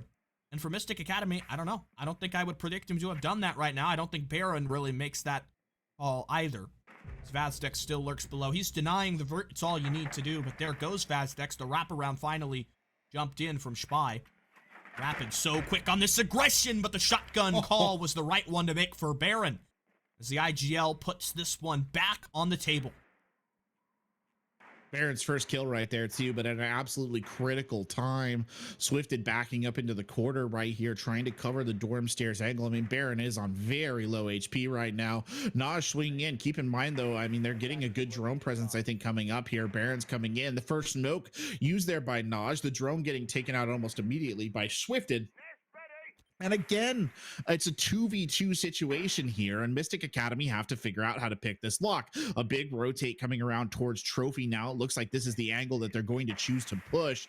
Spy has an air jab right there. Yet another smoke coming out. These smokes are doing big work here, and both these players on low health. Naj swings and gets Spy. That leaves everything on the shoulders of Baron. Baron trying now to swing and get aggressive, but neither of the members of SYR want to make this a fight. He swings, and Naj wins the shotgun duel. He's got a proper shotgun there, Stick, not just one stuck onto the bottom of his barrel. The blue light of the bulletproof camera might as well been the signal that round was impossible at the close. I think Mystic Academy, that was a great move by the final two, by the Nomad and Buck. The problem was the rest of the squad didn't much get anything going. You didn't have the main wall open to use that as really your option, your forward point to get in and try to push some additional areas of pressure. You didn't have the ability to pinch there. It's just for Mystic Academy, they've tried to do too much without enough lockdown on the SYR members. And you made a point previously about, the way that we've got this SYR roster who really do not have a huge system that they play with. And I think that's pretty much what Group A is. You've got SYR and you've got Sonic Boom, two rosters with really capable players that don't really use a clear system of, you've got your entry and your support player and your IGL and your droner and your bridge and all this. And then you've got Mystic Academy and you've got Achieve Esports, who are two squads that do play with the system, that do take it, in that old style of Siege. Right, and I couldn't agree with you more, and I think you're seeing an interesting clash of those two styles. And I think one of the things that to be said about this sort of more individualistic sort of non-system style is that sometimes it really works, right? Sometimes the individual players make such strange, surprising decisions or such good heads-up play that it covers for the lack of organization. But like we kind of saw towards the tail end of Clubhouse, when things start to fall apart and there's not even a system to fall apart to begin with, they really fall apart at the seams. That said, speaking of falling apart at the seams, Mystic Academy, they've got to claw these last two rounds out. They cannot afford to go into the split here at 5-1 or, God forbid, a 6-0. Even on a map like Oregon, which is defensively oriented, it's just not a good look. Really not. You don't want to be down in that spot where you've lost so many and you have no ability to recover. I don't think we've had a 6-0 half so far in CCL from the first 2 weeks that I've played. Mystic Academy, though, as you say, they need to change a couple different things about their play style. They really have to lock down some of the elements here, like Vazdex, like Gods. Been pulled on the grenade, it does nothing, and unfortunately we're past that sort of moment of no return, and aggro is disconnected. It's interesting to note, by the way, that this has been a persistent issue for the Mystic side. I think this is like the second disconnect they've had.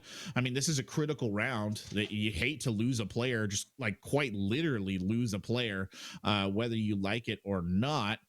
Now we see kind of the audio going out here as well. So that does make things a little bit unpleasant, but we'll do our best with what we have. The E-Box hatch being opened up here by Hacks, who's just trying to get that cutoff in play again. 1:20 left on the clock of 5v4. And I don't think we've even really seen any hard contact between either of these sides. Baron trying to drone in and provide a little bit of information. Meanwhile, Candle trying to challenge on basement stair. Things a little tough from the get-go for Mystic Academy. We're 2 minutes in. And they're still sort of spinning their wheels, waiting for something to happen when it really just isn't. Looks like they're about to prepare a hatch drop. Here comes Spy first in the contact, and he'll step up against Vazdex. Rapid is there for the trade, and Gods eliminates the pressure inside Pillar. Rapid for another one. Stacking up the bodies, and Baron the only left. Remember, Gods is right, not left. Baron with a flashbang in. Gods will turn to face away, but Baron eliminated from Pillar before he can even cross that threshold. Where's the system? We've been talking about the system. We've been saying that, hey, they have a system. That's how they like to play. Where's the system there? There's no system there. They all just kind of piled in through E-Box hatch and hoped they could win gunfights, and SYR just cut them apart. This is a really unpleasant set of rounds here for Mystic, and it is kind of baffling me because they looked really solid coming out of Clubhouse. They look like a team that was firmly in the driver's seat. I think you said at the beginning of this map, though, this is going to be probably not too difficult a match here for Mystic to finish this off. And we've just seen kind of a catastrophe round after round, things not going their way, early kills not going their way, awkward positioning, getting caught out by weird attack patterns from the defenders. It's been rough. I think one of the points I was going to make, we never really had an opportunity to talk into this because Mystic Academy, they fixed it on Clubhouse. It was a conversation I was going to talk, which relates to that narrative of, you know, your really rowdy, unstructured teams versus the systematic squads that we've got in this group. And on the first map, I'm gonna go out and say Mystic Academy have done a better job, at least on that club, than Achieve Esports in shutting down the aggressive play and making sure that this, you know, lack of structure does not explode against you. However, I think they've started to regress into that. And now I would say Achieve and Mystic, they look one and the same. I've had so many frustrating moments this season sitting in my team for Achieve's call and just listening to, you know, he's jumped out here, he's ran out there, where's the air jab, where's the cover, where's the drone? We're really getting into that here on Oregon. I mean, I think one of the way that unstructured teams can win, right, is to just be so disruptive and so unpredictable towards the side of a team that is trying to run a system that, you know, it's like the old thing, oh, don't wrestle with the pig, you'll only get dirty, and the pig likes it, right? Like, it's the exact same situation here. You're kind of getting pulled. Instead of bringing the play up to your level, you're getting the play pulled down to the level of the other team. And one team that plays a scramble style and all the time, right, is going to be a little bit more accustomed to it. Now, I don't want to take anything away from SYR in saying that they're a scramble team or they're not playing a system or whatever, because they've looked really good here on Oregon. They've looked really aggressive. They've been making all the right calls. And it's not that there's not tactics and intelligence and observation backing this up, because you only have to look at the very first, like, early round where there was a wall bang to start things off from Vazdex. That was nothing if not a coordinated play, but it was, again, a very sort of individualistically oriented style of play.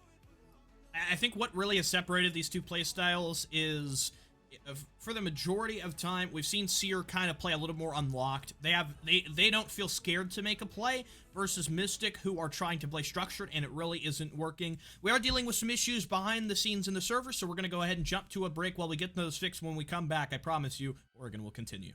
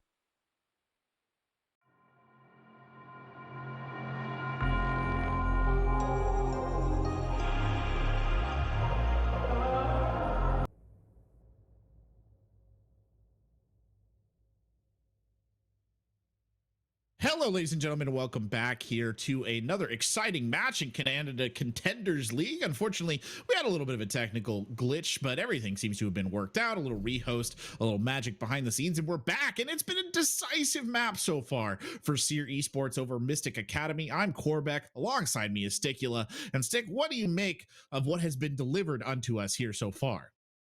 You say decisive for SYR, I will say disaster for Mystic, because that's really what it's been so far. The structure has not prevailed. They have been dying over and over again. Unfortunately, with the rehost, we've lost all the stats, so you're going to have to trust me when I say that Vazdex, God, Swifted, Rapid, and Naj have just been letting loose. And the good thing about it here, I made this one at the end of Clubhouse, that Vazdex wasn't really doing enough for his team. And there is another side to this coin. There's not just, I guess there's three sides to a coin. So figure out how that works. But Vazdex either has had this season good games where he's been really good. Like he's been dropping multi-kills, or he's had bad games. So far here on Oregon, it's kind of been in the middle. He's kind of been, you know, playing his role, getting his skill. He had 2 triple kills so far in the first half, which is, I mean, that's pretty good. But now that this is starting to wind down, SYR, everybody else is getting some playtime. They're getting the ball as well. Interesting, by the way, that Tachanka is making an appearance here. Stick, an operator that we don't see an awful lot of, but has some very interesting potential. I was in a call watching NAL the other day with some big minds from T3 and CR6, and we were watching the Tachanka play and talking about how he actually is a surprisingly strong operator. Really, the ability to bounce those Shumikos all around can make him very useful at area denial in ways that a smoke necessarily wouldn't be. So I'm curious to see if Naj will get some value out of that.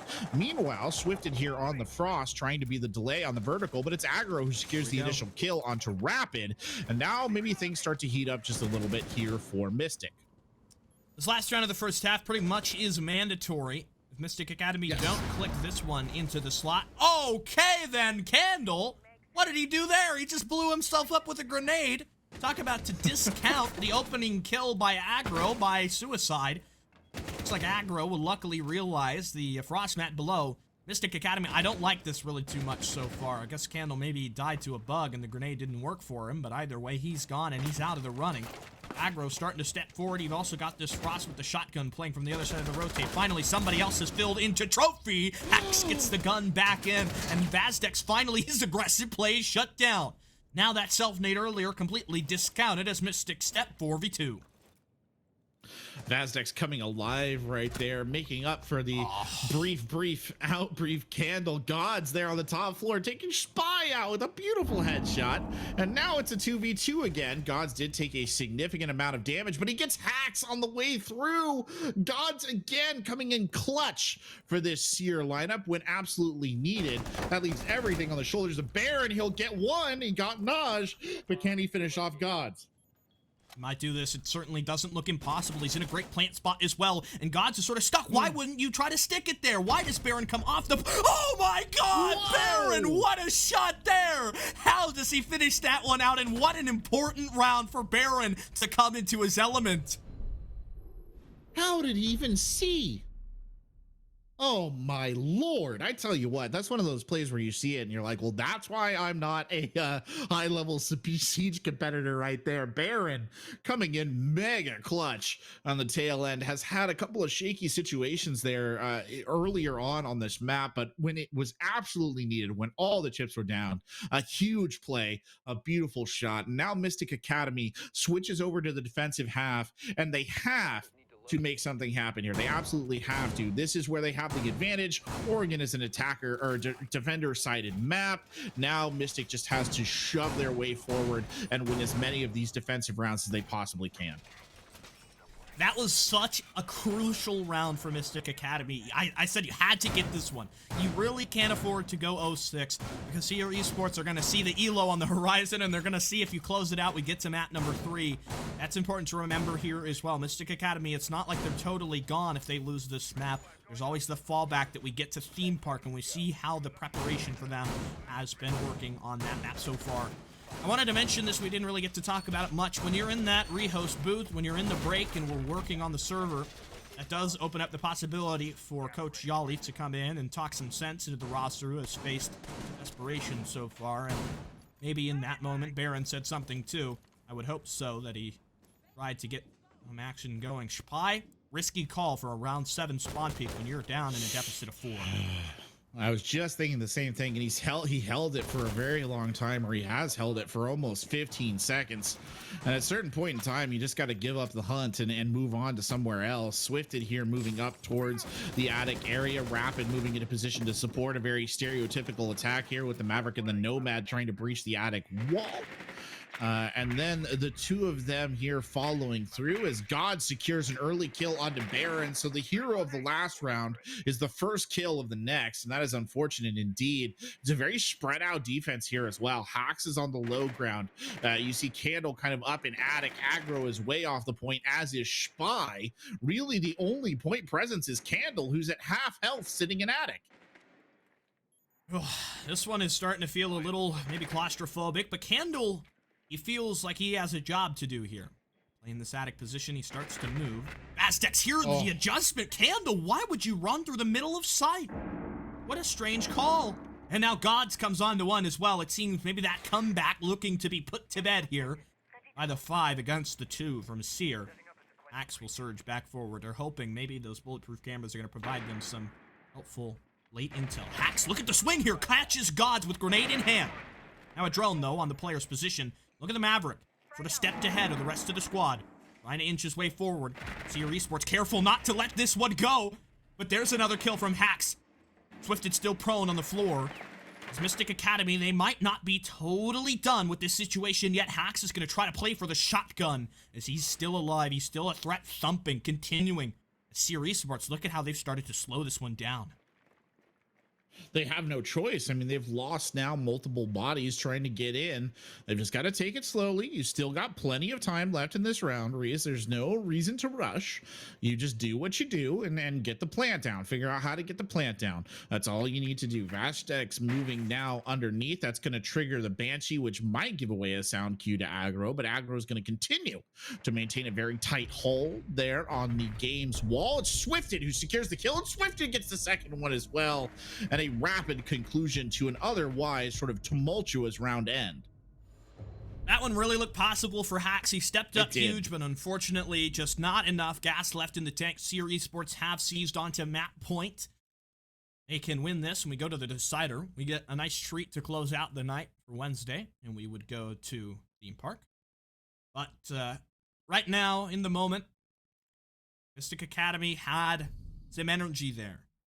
They have 5 rounds left that they need to finish off. Defense side of Oregon, it looks tremendously difficult. One of the hardest things to do when you've got all these SYR members contributing to that loose game plan. Mystic Academy, you know, you want to root for them. You want to root for the underdog in this situation, but it's just such a massive distance that we need to see. You know, we did just see it done, though.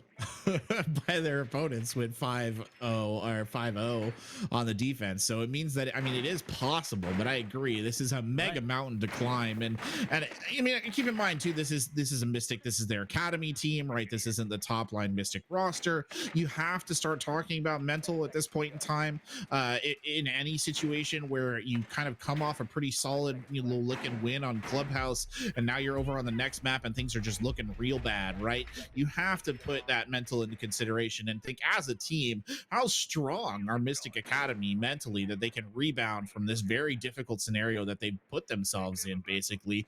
And the answer might be, Reese, that they're not that strong. I mean, that does happen. Hacks taking half their health and damage early on is definitely not the way that you want to start the match point round when you're down by 5. You want to be at your full power realistically here, and that's not contributing much to it. SYR Esports, look at that, 5 orange highlights running around on site. Not much of a roam that they've posed against SYR's take here. Vazdex is careful as he summits the stairs, making sure nobody is going to be lurking up above on the walk back. Here comes something that does tell you, gives you a sign of a little bit more of a system here for their attack. Good flank coverage. Basic thing, but something you miss out on, and you could have a backstab in the works from Candle or Hacks or Spy. Something that plagued them previously as well. We saw them lose an entire round to that on Clubhouse, where they just didn't adequately account for that kind of behavior. Now taking it into account here, and better late than never, right? And it's obviously gonna pay off for them, but there's not much of a roam to really worry about at the moment.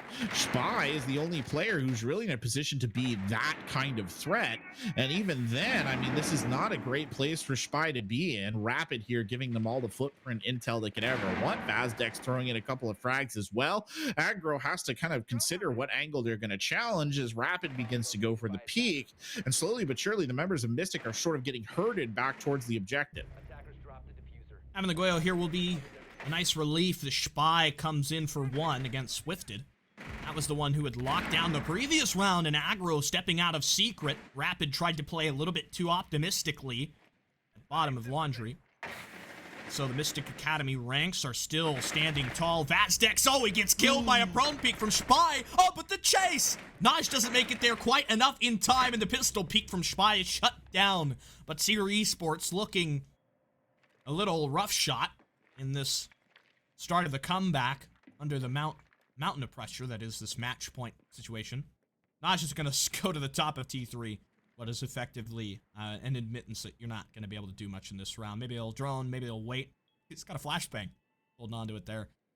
Mystic Academy have gotten, I guess you could call it the second, but realistically the first in a series of 5 in a row that they need. Well, it's a temporary extension of their lease on life. And I mean, it's interesting. So again, I have to eat crow for the second time in this broadcast. I said that there wasn't much of a roam presence, and I thought that their anti-roam effort that they were making finally on the side of SYR Esports was going to pay dividends for them, and it absolutely didn't. Because it was just like the round on Clubhouse. It was Spy up on the top floor, unmarked, running around, being an absolute nuisance, collecting kills, causing havoc, totally ripping the guts out of the SYR attack. And that was it. That was the whole round right there, predicated on their inability to shut down Spy, despite having the anti-roam tools in their arsenal. So make of that what you will, Reese. I honestly don't know what to say about it. At a certain point in time, you know what you're doing wrong. Like, you know the errors that you're making. You know the things that you need to correct. Yes, you're up on match point. You played your defense incredibly well, but you still got to win attacking rounds. You don't have a choice to avoid that. And that was, I think, a round that was quite easily winnable from SYR, and they kind of bottled it.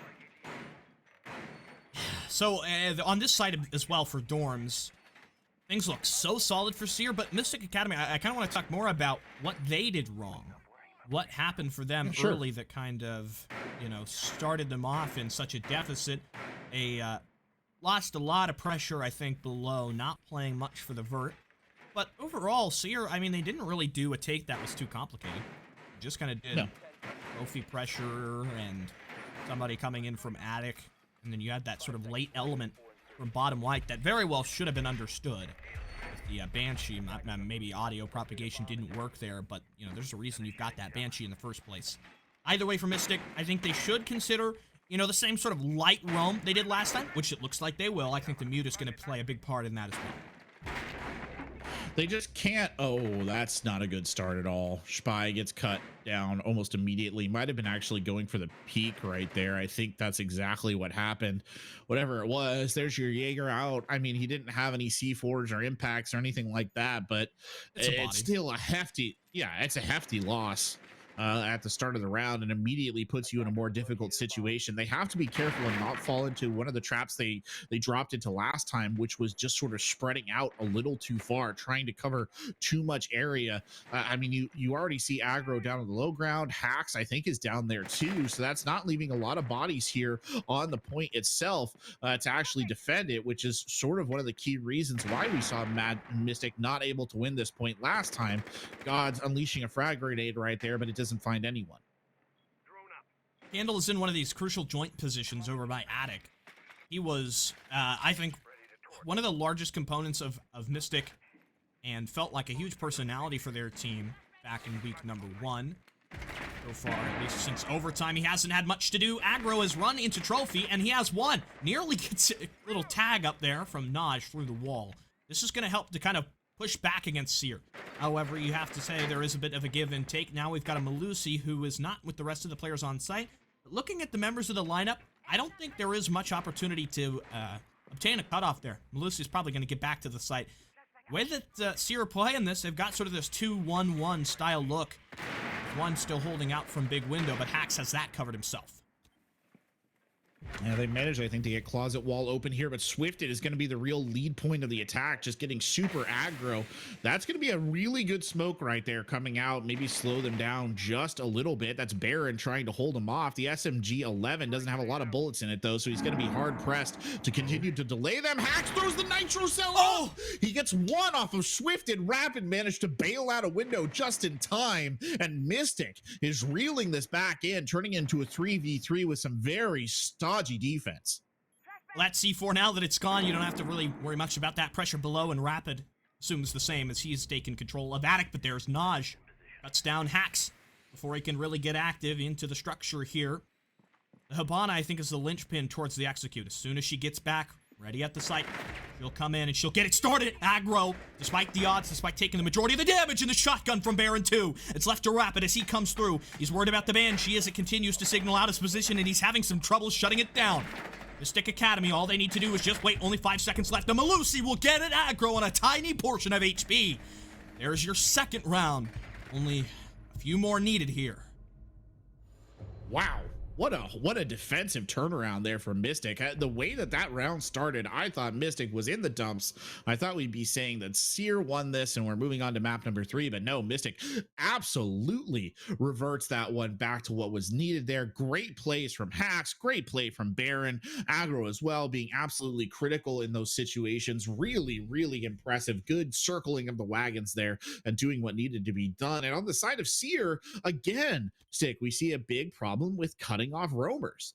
In that case, it was Aggro who came charging into Trophy, just managed to collect, you know, 1 kill, sort of upset the wagon there for SYR for the rest of the attack. And they can't be giving those sort of things up, right? Like, it was Hax too, actually, now that I think about it, coming in with the C4 from down in meeting was another roamer unaccounted for. And as long as SYR is leaving these roamers unaccounted for, it's going to be a problem. You leave open this window for that sort of late play to let in, and yeah, of course you're going to face some punishment by it. You know, whether it's Hax or if it's somebody like Spy or Baron or Aggro even. Nothing's going to happen because of it. We're down to the tertiary objective. This is only the second time that we've played out this site, at least from my memory. It might have been, is this the third actually? I know we had that tower hold. Second, pretty sure. I think the tower hold was the same round that I'm thinking of. And for this site so far, I wouldn't say it's gone terrible, but it's been certainly pretty close. You'll remember last time we were here, Baron had that big win, that final sort of 1v2 where he just stepped up and he really electrified things.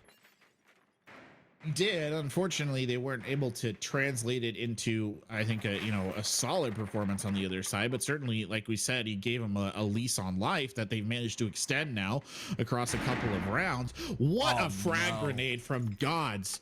You couldn't, again, and I keep using this phrase and I hate to do it, but it's genuinely true. You couldn't ask for a better frag throw there from your entry. Perfectly timed, and Spy, the first one to drop yet again. It has not been a very pleasant Oregon at all for poor Spy, but again, it is just the Jaeger. It's not your smoke, it's not somebody with a nitro cell, it is just the Jaeger, and he's probably, of all the operators in this lineup, the most expendable next to Candle, so not the worst early kill. Now, if you lose maybe Aggro here, who is on the Legion, has 2 goo mines yet to deploy, that's going to be more problematic. Vastex just walks by, doesn't check the corner there, takes a very perfunctory look at it, Stick, and pushes through, and that enables Aggro to pick up a kill and bring this back to a 4v4. Yeah, it sort of looked like he had started to wonder. He was suspicious, certainly, about the freezer, but he wasn't totally interested in trying to push down. He was maybe wishful thinking there that he would just be able to walk into the objective.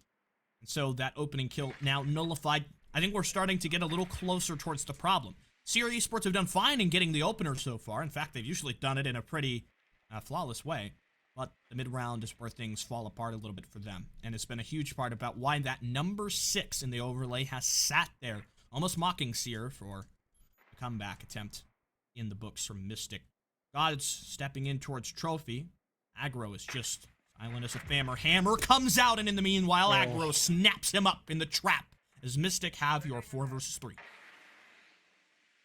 Rapid here is on the Jackal, so I mean he's able maybe to get a little bit of advance warning about what's awaiting him here on the top deck, but is it going to be enough? I mean, he basically has to push this corner blind, and he catches Candle on the rotate, but Baron is there for the refrag. Now a 2v3. Baron can't finish it off. He finally gets it with the last round in the clip, hits Swifted in the head and drops him. Naj, though, gets a kill back on the other side, and we're in a 1v1 now. Baron again must clutch it out for the squad. Is he going to be able to do it on the top deck? Drops into kitchen, doesn't see the plant. Oh, he must have seen the head come up. He does. Baron secures it and pushes one more round forward for Mystic. We're here to the deuces, 2 rounds needed, and Mystic will have prompted overtime. That's not the end of the comeback. They would need those OT2 as well to close this one down, but SYR Esports, they certainly seem like they're starting to shake a little bit with how much things are going wrong, and there's the call for the timeout. SYR starting to choose the moment to turn this one towards a different direction. Again, it's been the mid-round. They get something going at the start, but they fail to translate it, and we haven't really seen them come cleanly into an execute yet.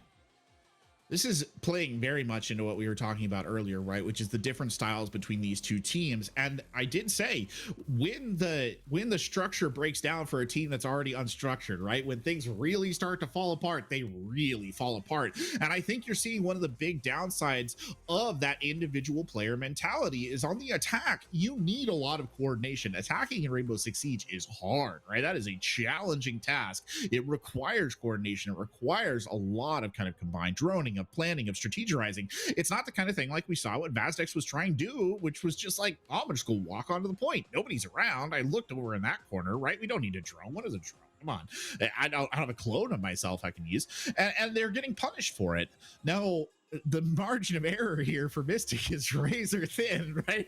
So, I mean, we nearly hit it right there in that last round. But certainly, if you're on the side of SYR looking at this, you have to be shaking a little bit. As much as the mental for Mystic is probably getting repaired round by round, the mental for SYR is probably going down now. And there's 2 points here. I think number one, to jump off of what you said, it's a great thing that we have these pauses and these rehosts to be able to kind of talk to it and realize, okay, things are going wrong. You know, we just saw how useful it was for Mystic to be able to totally change the game plan here. And now maybe it'll be enough for SYR Esports to get their head back in the game. But it's another point entirely that I'd like to make, and this may come as a bit off topic.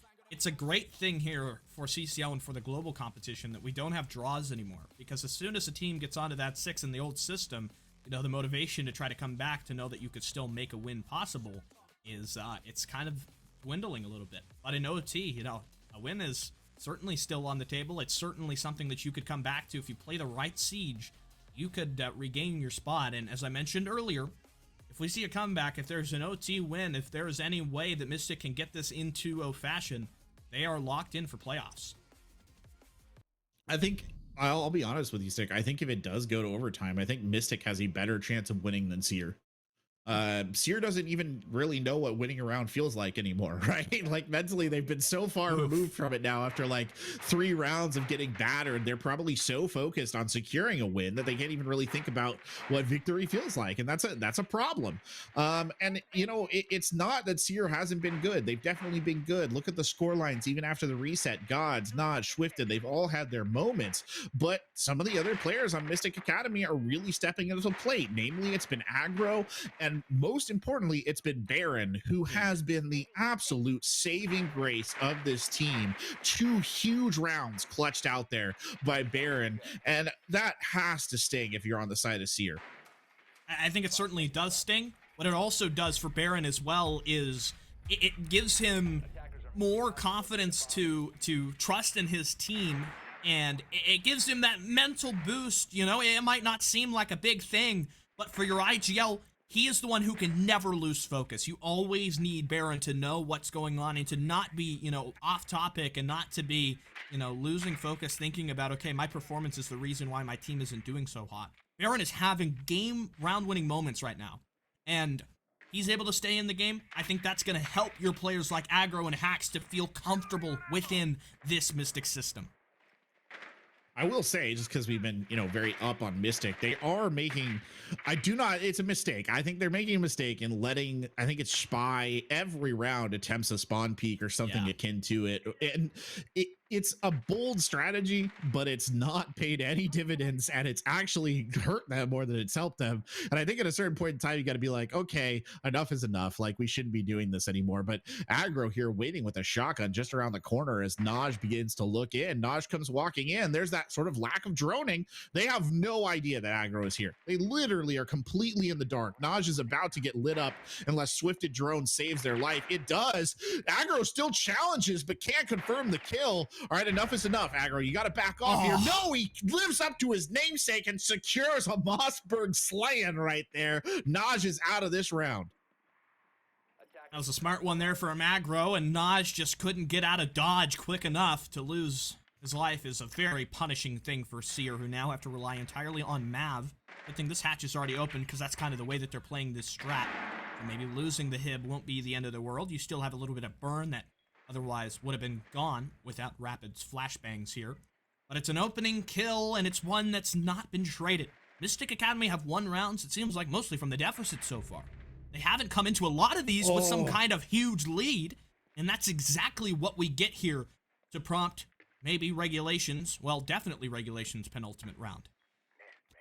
Oh, again, it's the roamers, Reese. It's the roamers. The absolute sword of Damocles hanging over the head of SYR, and it falls an awful lot, and nobody seems to be doing anything about it. Swifted dropping into E-Box gets a beautiful kill on Candle, but Hax immediately clapping back. Spy, I don't think, realized he had somebody in his gun sight right there. Rapid managing to secure a kill turns it into a 2v3. Still plenty of fight left in both these teams, though. Gods trying to get some shots down range. Spy still running around somewhere on the top deck, an absolute threat. No, he's down, hiding in Harry Potter now, waiting at the bottom of the stairs, but it's Baron again. The SMG-11 coming up clutch, and there's Aggro, the other SAS operator. Double SMG-11 kills to end the round, and again, Mystic Academy just leasing their life as far as they possibly can. Baron is just the ironclad fist of this team. If we go to the scoreboard, you'll see something specific about the way that he's played so far. I think since the rehost, Baron is like 8-1. Like, he has been alive, he has been clutching, he has been the rock of this team. Last week it was Candle that was the rock of this team, but this time the leader, the captain, has been the one who has really done the utmost here. And so Mystic Academy have reached the final round of their regulation comeback. We go into OT and we essentially reset. We go back to normalcy, and we see how this one does pan out. The one thing I'd like to talk about here, first half, Mystic did not do terribly too well on their offenses. They played defense first in overtime. Interesting. That is actually interesting. That could be That can be very impactful, like no joke. I really do think that if we see them win this round, it does go to overtime here, Reese. I do actually think the Mystic Academy takes this. I'm not sure that SYR has it in the tank. I just don't think they have it. I mean, these last couple of rounds, they've looked absolutely listless. There's been a couple of moments. I mean, Swifted dropping down E-Box Hatch and securing the kill on Candle looked cool. It was a good action movie moment, but it didn't swing the round. And I mean, to get polished off by double SMG 11s at the tail end, that's just, and you're already feeling a bit down in the dumps probably. That's just, ugh, it's adding insult to injury, really. Anyway, we'll see how it plays out here, setting up a relatively standard looking defense on the top floor.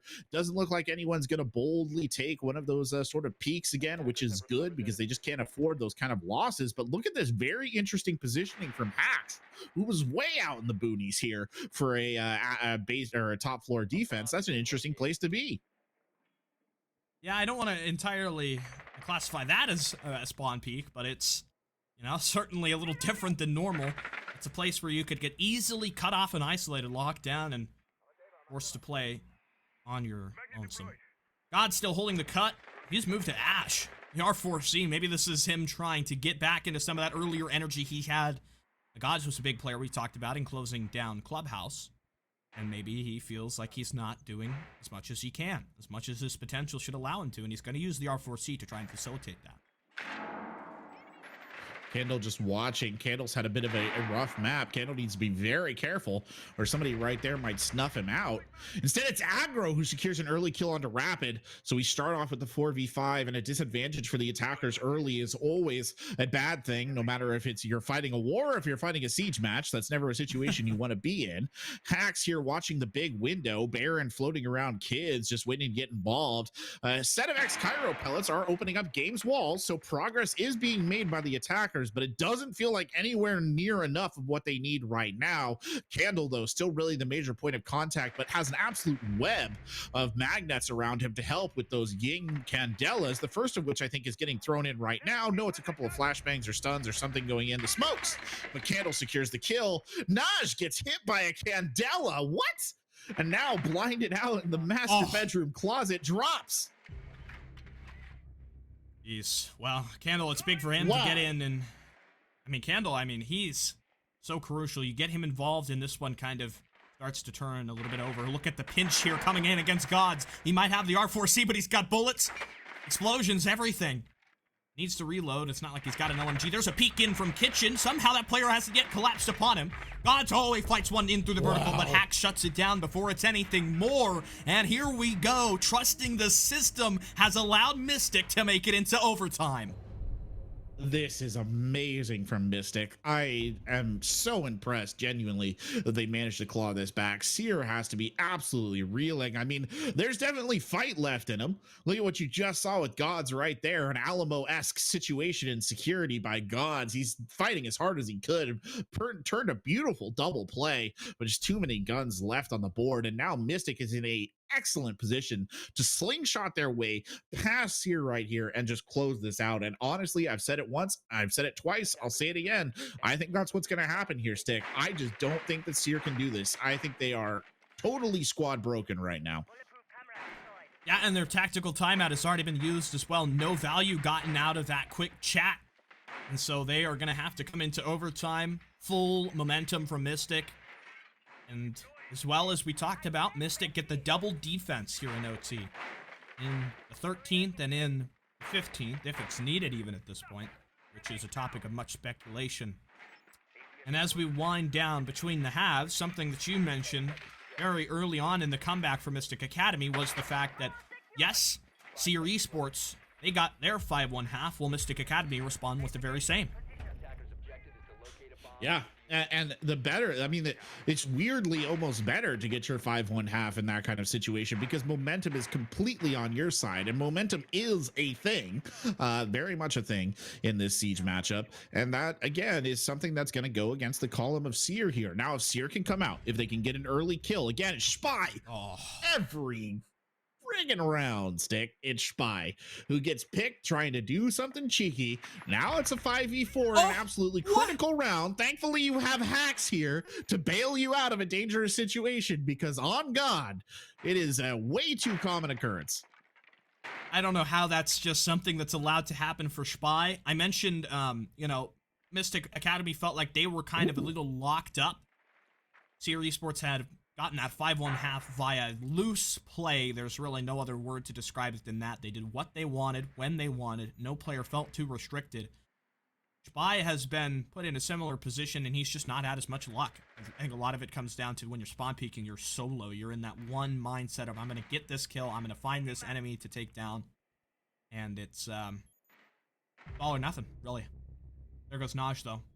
Axe was eliminated, too, after earlier getting the kill against Vazdex. On this basement defense, SYR Esports look very solemn.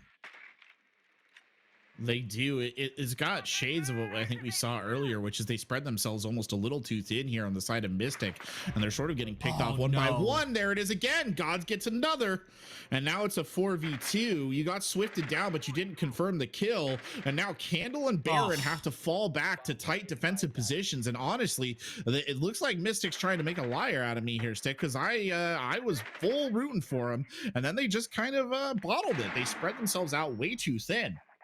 Well, to speak bigly on the other side here, SYR Esports, they need this attacking round because we've had a game of defense so far.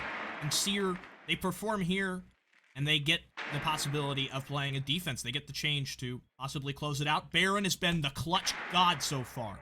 He has been pretty much a kingmaker for Mystic Academy. Here comes the drop for 2. Candle on the flank back. There is nobody monitoring this right now, and it allows Candle to sort of slip in for one against Swifted. Naj is on terribly low HP, and he's made his way through, but Rapid eliminates Candle. And so Baron, the Clutch King, has come in once again. Naj cuts off the plan, but Baron has simply too many targets to defeat, and SYR Esports, after losing so many in a row, finally snap off one to prompt the reverse and the return to map point here. SYR Esports one more, and we just get theme park. Oh man, Sting, because now SYR sits on the defensive side, and this has been such a defensively oriented Oregon right here that I just, this is a rough situation. This turned on a dime for Mystic Academy. It was, again, the margin of error, even in overtime, was razor thin. And what a shame to kind of start off their OT round with what just happened right there. Again, I mean, it's just some of the same mistakes, right, that had plagued them in earlier rounds reared their ugly head again, and well, they had the exact same problems and they caused the exact same results. So not particularly great there, but SYR Esports now on the defensive. Kids see the light at the end of the tunnel here, or at least the theme park at the end of the tunnel, if they just power their way through this. Mystic Academy only won one round on the attack. They must now claim their second attacking round on the strongest defensive site, I would say, in all of Oregon, if they want to push this forward and keep the dream alive. Yeah, I'd usually say seeing a theme park at the end of a tunnel is in a much more positive context than outlasting an opponent who has walloped you in a second half comeback. And a point I wanted to make, it was a couple months back now, after Baron had left my team. I asked him about his own and how he was doing here on Mystic Academy. And he spoke very highly of Candle. And it's why I've pretty much watched Candle so far. I trust what Baron says, and I trust, you know, his review of a player. And we just have not seen the kind of Candle that Baron was telling me about. I saw that Candle last week when Mystic Academy played another of these, you know, loose teams when they played Sonic Boom. And Candle was performing greatly in that game. Something has just happened here on Oregon that Candle has not been able to get past. And I can't tell you what it is, but he needs to figure it out here because, you know, you want to lock in for playoffs. You don't want to have to go fight on theme. You do not. And so unfortunately, he's looking like one more of those like tiny little tea candles rather than one of those big impressive candles you see at an altar in a church or something, but still time to reclaim it. He could go off here. Maybe that'll be what they need. Drone coming out right there from the aforementioned candle, giving him a little bit of idea of what might lay beyond. Aggro here opening up some walls, sees that reinforced and electrified hatch. No, that's a no-go zone, or at least you're going to have to get your Mav over there to do the dirty work of getting it open. SPY now on the drone as well, just trying to give them a better idea of what looks like a very tight defense here from SYR. Going to be a bit of a difficult nut to crack, all things considered. SPY here pulling out the frag, considering throwing it down, but the first smoke actually gets baited out early on, as now it's Aggro's turn to roll a drone in. Not sure if that's the best call for Naj, but, you know, you don't want to die with the Toxic Babe. Sometimes there is a necessary moment to just use them a little earlier. Candle is the first player to touch down in Freeze. Gonna have a couple targets against him. That's another piece of utility used now as Swifted's C4 comes through, but Candle not having the moment that he really needed to in this round, and Gods collects on a Hax as well, who has, in a similar regard to Baron, stepped up as a clutch player on a couple different occasions. You still got Aggro, though, one of the members on double digits, but he's absolutely decimated. And SYR Esports do see the theme park here, and they're gonna have to just outlast two more, and they've already got the first. As Baron was down, he choked on too much of that toxic gas, leaving Spy, who managed to get past the initial threat phase of this round, which is not something he's really done too much, and he is blasted by Gods from up on the hatch. A biblical comeback put to rest here by SYR, as they will force us onto theme park after OT on Oregon. Oh my lord. Clip the whole thing. Send the entire VOD over of this entire Oregon map over to the subreddit that's like, yes, yes, yes, yes, no. Because that was basically exactly what we saw.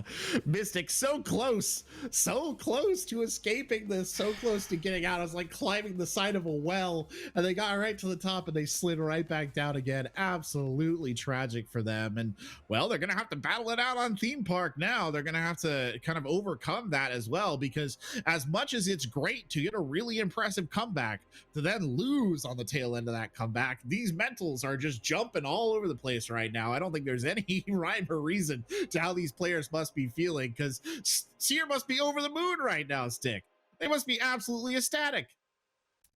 Yeah, I don't even know, like, some way to describe it. It's the first time that we go to theme park all season long, and that's the first time I've been able to cast theme park since the rework has happened. I think it's going to show us a really good look into what to expect for this map in the Canada Contenders League. But after OT, after a long one, we're going to go to a break. We're going to give the team some time to recollect themselves, and for Baron to explain what went wrong in the comeback there to the rest of his roster. Stick with us, because we'll be right back.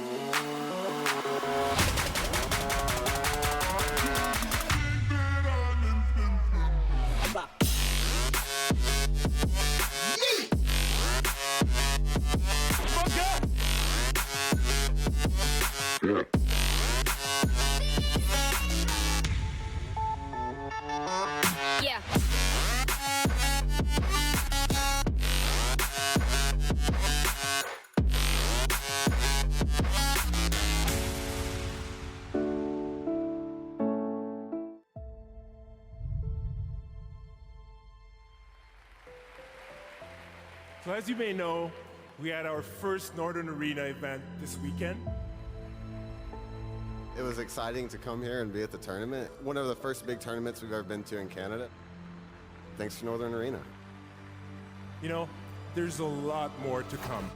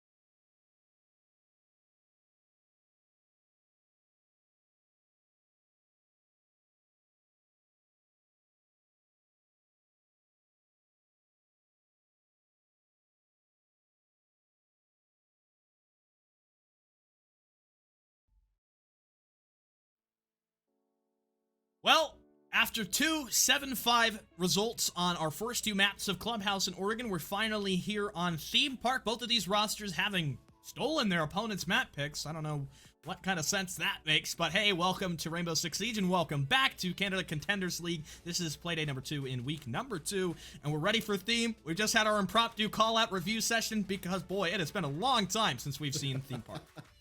We did. I've never cast it. I was telling you, I came in right about the time that Theme Park got sent away to the rehabilitation center right there, and came back shiny and new and was never to see play again until now. So this is genuinely the first time I've ever seen it. I remember, I think, watching Siege back in the day and remembering how certain teams played it, but God only knows if any of that is still relevant. So we'll see. It's exciting. It's uncharted territory. Hopefully not too uncharted, though, for these two teams. I mean, Mystic, they've got to bounce back from what happened there at the tail end of that map. They were looking so good. You and I thought that the fairy dust had been sprinkled, they were flying away, and then no, they just got pulled right back down to earth. No escape. And we'll see if they can kind of come back from that. SYR, on the other flip of the coin, they have to be absolutely over the moon. Like I said before we went to break, that was the best thing that could have happened for them. They just have to wrangle those emotions in a little bit and finish this off as cleanly as possible. And I'm going to go out here and say that I think Mystic are going to smoke this map out. I think they're going to probably blow away their competition. It's a new map. It's one we haven't really played a lot. And when you take the structure that you get and you got unstructured, you got a team that's probably not been doing the 9-to-5 grind that Mystic have been, scrimming all that good stuff. I think there's a solid chance here that we end up with a result, maybe 7-2, 7-3, favor of Team Mystic. However, for Theme Park, maybe you're going to unleash some more of that ranked energy. One thing I did want to mention, we have kind of conflicting reports. Theme Park, when it left the map pool, was the most defender-sided map in a comp pool that I have ever seen. And it played very linear. Things happened in the same way every time. If you think, like, Clubhouse is bad with how samey things get, Theme Park is even worse. But I suppose for us, it being the new map, we will be getting used to the normalcy rather than having been used to it, been had it drilled into our brain for the longest time now. There was one Theme Park game I did want to quickly call upon in the NAL. Who was it that played? I'm on Wikipedia right now. Oh boy, he's it was doing played live during research. Live research as we were. It was Oxygen TSM. They played it in the first day, and to be honest, it wasn't as defender-sided as you would think it were to be. It was actually by 1 round favor to the offense. Interesting. It is like you said, it is a bit of a dark horse, right? A Pandora's box, if you will. We've not looked into it too much. Interesting. Speaking of interesting, I'm going to use that word as much as I can in a 30-second time period, but we're looking at Maverick being banned, which means that our boy Thatcher, named after Maggie herself, he's still on the board. He can be used in this matchup. So I don't know if that's going to be a critical factor here. A lot of people don't pick Thatcher even when he is available because they don't know how to use him correctly. But he is there for the choosing. And Vigil getting taken off the board as well. Interesting. You don't see an awful lot of Vigil getting banned, but I think that actually makes a fair amount of sense on Theme Park, considering kind of how wide it is, how much roam you can do in this map. Taking Vigil out will be a distinct advantage. Yeah, I really like that concept of removing the Vigil. Actually, for this map, you and I are probably going to kind of switch roles. I'll be doing the color, you'll be doing the play-by-play, because I'm the one who's been a longtime fan of Theme Park, going back to my comp days. We had trouble with Vigil when we were on console as well. He was so elusive, the map is so large that trying to clear him out just adds this tremendous amount of weight to your shoulders. And the issue I see with a lot of teams that play Theme Park, with the map being so ginormous, is oftentimes, if your map clear fails, you just don't get any value. You have to go back to square one, and it needs to be good from the start. And the one thing we've said so far for SYR, they have been good from the start. But just in that same element, Mystic, I feel like this is about as close to a positive map as you could get for them. It is. And I mean, you talked about them, SYR has launched themselves well at the start of both of the maps that we've seen so far. But I believe, and correct me if I'm wrong, wasn't SYR on the defense for both Clubhouse and Oregon, or am I misremembering that? They started out on the defense both times, right? Yeah, you're right. Yeah, so this is the first time that we've seen Mystic get off on the right foot with the defensive side. And frankly, Mystic, that's when they've been at their best on both of these last 2 maps that we saw, was when they were on defense. That was kind of the top level play that was coming out from them. So I think, like you said, this is about as best of all possible worlds as you could get for Mystic Academy if they have to go on to a map number 3. Now, what they need to be careful of is the same problem they had so many times, which will be amplified by the size of Theme Park, which is that they just spread out too far. They get too far off the site. They can't coalesce fast enough. And if SYR can take advantage of that, they can kill a lot of isolated Mystic players before they can make too much of a difference. Well, starting from the get-go here, it looks like SYR were thinking about a cash balcony push. They're going to rotate up to the rooftop maybe and do things a little differently. It's initiation in office, the objective we start out first. This site is great for the fact that you can kind of extend over towards that bunk area and a lot of play away from the side, and that's been so far what Mystic Academy have done. I like this mirror window strat. This was something that started to become really popular with opening up the other side of the daycare wall to have that distant line of sight. It makes getting in on the west side immensely challenging. Speaking of an immensely challenging entry, you're kind of seeing it in action right now. I mean, they're putting pressure into Cash. They're droning it out, but they've really sort of stalled along this wall here near the top of Dragon, and they're not quite able to push in just yet. Minute and 30 seconds left on the clock or thereabouts, and finally there's a kill. Swifted will take Hacks out of consideration, but that's only one body. You've got to cut through 4 more, and Baron is still holding a very solid defensive position. That said, shots coming in from multiple angles here. He'll fall back a little bit in the office. He does have room to retreat if he needs to, as the first of those Thatcher grenades comes sailing in. Another one following it up, but the exothermic will go off. HPR nearly dies right there, as over the top comes another stun grenade. Now it's Aggro who's holding up tight. Spy there as well, both of them in a position to really contest this push that could come in. Things going terribly well so far. It looked a little more positive for SYR, but Aggro playing offside and Baron Candle, both of the members, shutting down the push forward. HPR gets to China. He wasn't ready for the Jaeger behind the half wall of Aztecs. Nearly a triple kill there. It'll be up to the Nomad. She does step in, recovers the bomb, and begins the plant. Baron might not have the intel here. It's going to be up to the SMG 11 player. That's a C4, but he plays it way too passive, and now the advantage, maybe it shifts back to the Nomad, who still has 3 flashes remaining. A C4 toss, it's way too close. That's not going to do anything to the Nomad.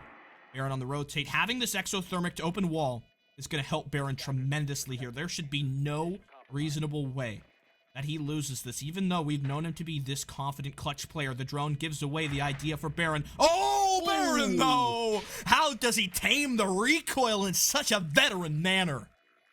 Oh, Baron has just been a beast. That's the, fourth time Baron has pulled the iron out of the fire here for this Mystic roster. And honestly, like you said, how does he control that SMG 11 so well? As someone who likes to play the SAS operators, I fear that gun. I live in dread of having to use it. I could never control it with such precision as he's managed to muster. So another solid clutch by Baron. But honestly, I will just add this little caveat, right? This thing that I want to tackle on, a coda to this, which is that it's really great that Baron has managed to clutch out situations so many times for Mystic. It's also really bad that Baron has been put in a situation where he's had to clutch it out every single time. I mean, it's great that he's there as an individual player to save the day, but for a system-based team to have to rely on one man to save you time and again, that's not particularly awesome. It's not, and it doesn't give you a lot of confidence that the system is really that profitable that one player has to close out the round. But we're over to the other side now, the second in rotation here, and we'll see what the other top floor objective has. I did want to kind of fill everybody in. You know, I don't know how much theme park anyone has watched, so maybe this is a conversation more so between you and I, Corback. Generally, the rotation as it used to be was Armory. Was it? It was Armory, I think Office, and then Daycare. Generally, Lab Storage did not get played. Lab Storage is that bottom floor objective on the west side. The reason why you have to extend on these objectives, we see them do that. Lab Storage is like a totally different ballgame. You have to play almost the whole entire map because that site itself, it sucks. It is so bad. That objective, there's so much vert that you can get above it. There's so little playable cover positions. You just win on the roam, and that's pretty much it. I think Mystic Academy, they might try it for the third. They might. I mean, they showed us bar earlier, so they're going to be bold. Perhaps they will take a bold pick, but I agree with you. It's I would say, honestly, one of the hardest sites to defend in the entire game of Siege, and the rework hasn't really changed anything in that regard. You'll notice, by the way, that SYR keeps pushing in from this side. We see SPY there managing to secure an early kill, and this is actually playing very well for Mystic because they've been given a pretty clear idea of where their opponents are going to attack almost every single round. There hasn't been, or I should say on the last round, there hasn't been a lot of pinch. You see 3 bodies here moving into control, looking over towards China, just sort of starting to push their way into initiation, and they're going to be met there by gunfire and I think a mirror wall as well. You do have some pressure sort of pushing back against you here. You've also got Baron, that SMG-11 close range threat. Oh, but he just gets iced out by Swifted. Good way to trade out the earlier death of your therm, and the wall opens. Swifted walks right past it. The extension now has been cleared. Swifted will realize that pretty soon. Minute and 20. It's a lot of time really to work with here. Still got this mirror up by the top of the yellow stairs, and Gods responds. That was such a shot hit by him. Get Axe out of the equation. 60 seconds thereabouts to go. Alibi still planning off of this area at the bomb chassis, and HBR is down. Now the man count back to equal. Naj here does have the flashes to use, though. The first goes sailing in, a frag grenade toss following it. More flashes coming out. Candle somehow still alive after that barrage, managing to maintain the position here just on the side of dorms. Candle picks up, looks again, doesn't see anyone, drops back down into cover. Swifted now trying to get an opposite angle on that same position that Candle is holding. Aggro still has this mirror wall, tries to challenge aggressively, won't find it. Gods attempts the slow swing, and Aggro is just waiting there with the vector to collect. Swifted does manage to secure the kill onto Aggro, but now they've got Candle and SPY to deal with. Will the LMG avail them? It will not. SPY finally coming alive here for Mystic Academy, getting a very conclusive kill to end that round. That's the way things generally go. The offense, they get it started. For SYR, that was actually, I would say, a successful entry from them in clearing the extension, but broaching that subject of the execute on the side itself is just an immensely difficult topic. That round, a little bit more successful and a little more really solid, I think, than the last one. Wasn't another massive clutch up by Baron. This time things go a little bit more well for them, and they play together. They close the round. It's amazing what Spy can do if you just keep him away from windows at the beginning of a round. He's can be real useful when he doesn't get capped in the first 5 seconds. So it's good to see them finally stepping up, right, and fulfilling their potential a little bit. We do go down to Armory here, so we are falling into that rotation that we were talking about. It doesn't look like I'm going to try Lab just yet. Maybe, who knows? It could be kept in the back pocket for a later round, but I somehow doubt it if they didn't go to it here. Looking across the board, I mean, this is kind of what we would expect from a defense of this as well. Baron here is going to be the primary sort of anti-hard breach. You do have Hacks as a potential option here as well, has held back at least 2 of his mute jammers for some purpose. Meanwhile, on the attacking side, the repicks being flashed right there, a complete changing of the boards from SYR, actually. They have almost entirely swapped their lineup. And do mine eyes deceive me here, Reese, or do we see a Fuse and a Thatcher in play at the same time? When was the last time you saw that in a competitive game? Gosh, I had Fuse. Fuse was played on Border earlier. In really? my Interesting. In the Achieve match on Border, but Thatcher with the Fuse as well. Yeah, you really don't get that. But for this objective, having the ability to just pound the back of Armory with all that utility is great. Can't really do it so much over by Throne. The majority of flooring above we go in towards initiation, you can tell it's all concrete and tile. Really do much up in that area. So your Fuse is going to primarily be used to soften up Armory, and I would suspect execute with the ace through the yellow wall. Yeah, you're almost entirely right. Fuse is a cool character. I think one of the coolest gadgets, just being able to spray explosives everywhere, but you don't see him played very often. Candle, by the way, starting to really step into it. We kept mentioning on the last map, Candle, somebody we expected a lot out of, didn't deliver on Oregon, is delivering on Theme Park. That was their 4th kill right there. Exactly what was needed, has been absolutely critical on that alibi. Naj doing a little bit of droning right there. Unfortunately, I spoke Candle unto death because he gets killed by Vazdex almost as soon as I finish talking about it. Been a profitable game for Candle and Spy so far. What the Hacks just ran up on him. Challenge towards Vazdex. That's something I would expect out of Vazdex, not the other way around. It's a good move and it gets one down and you don't have your Thatcher. Control of the vertical, it looks like. There's that sort of window possibility to come back up from the arcade stairs, but here is your Fuse for you.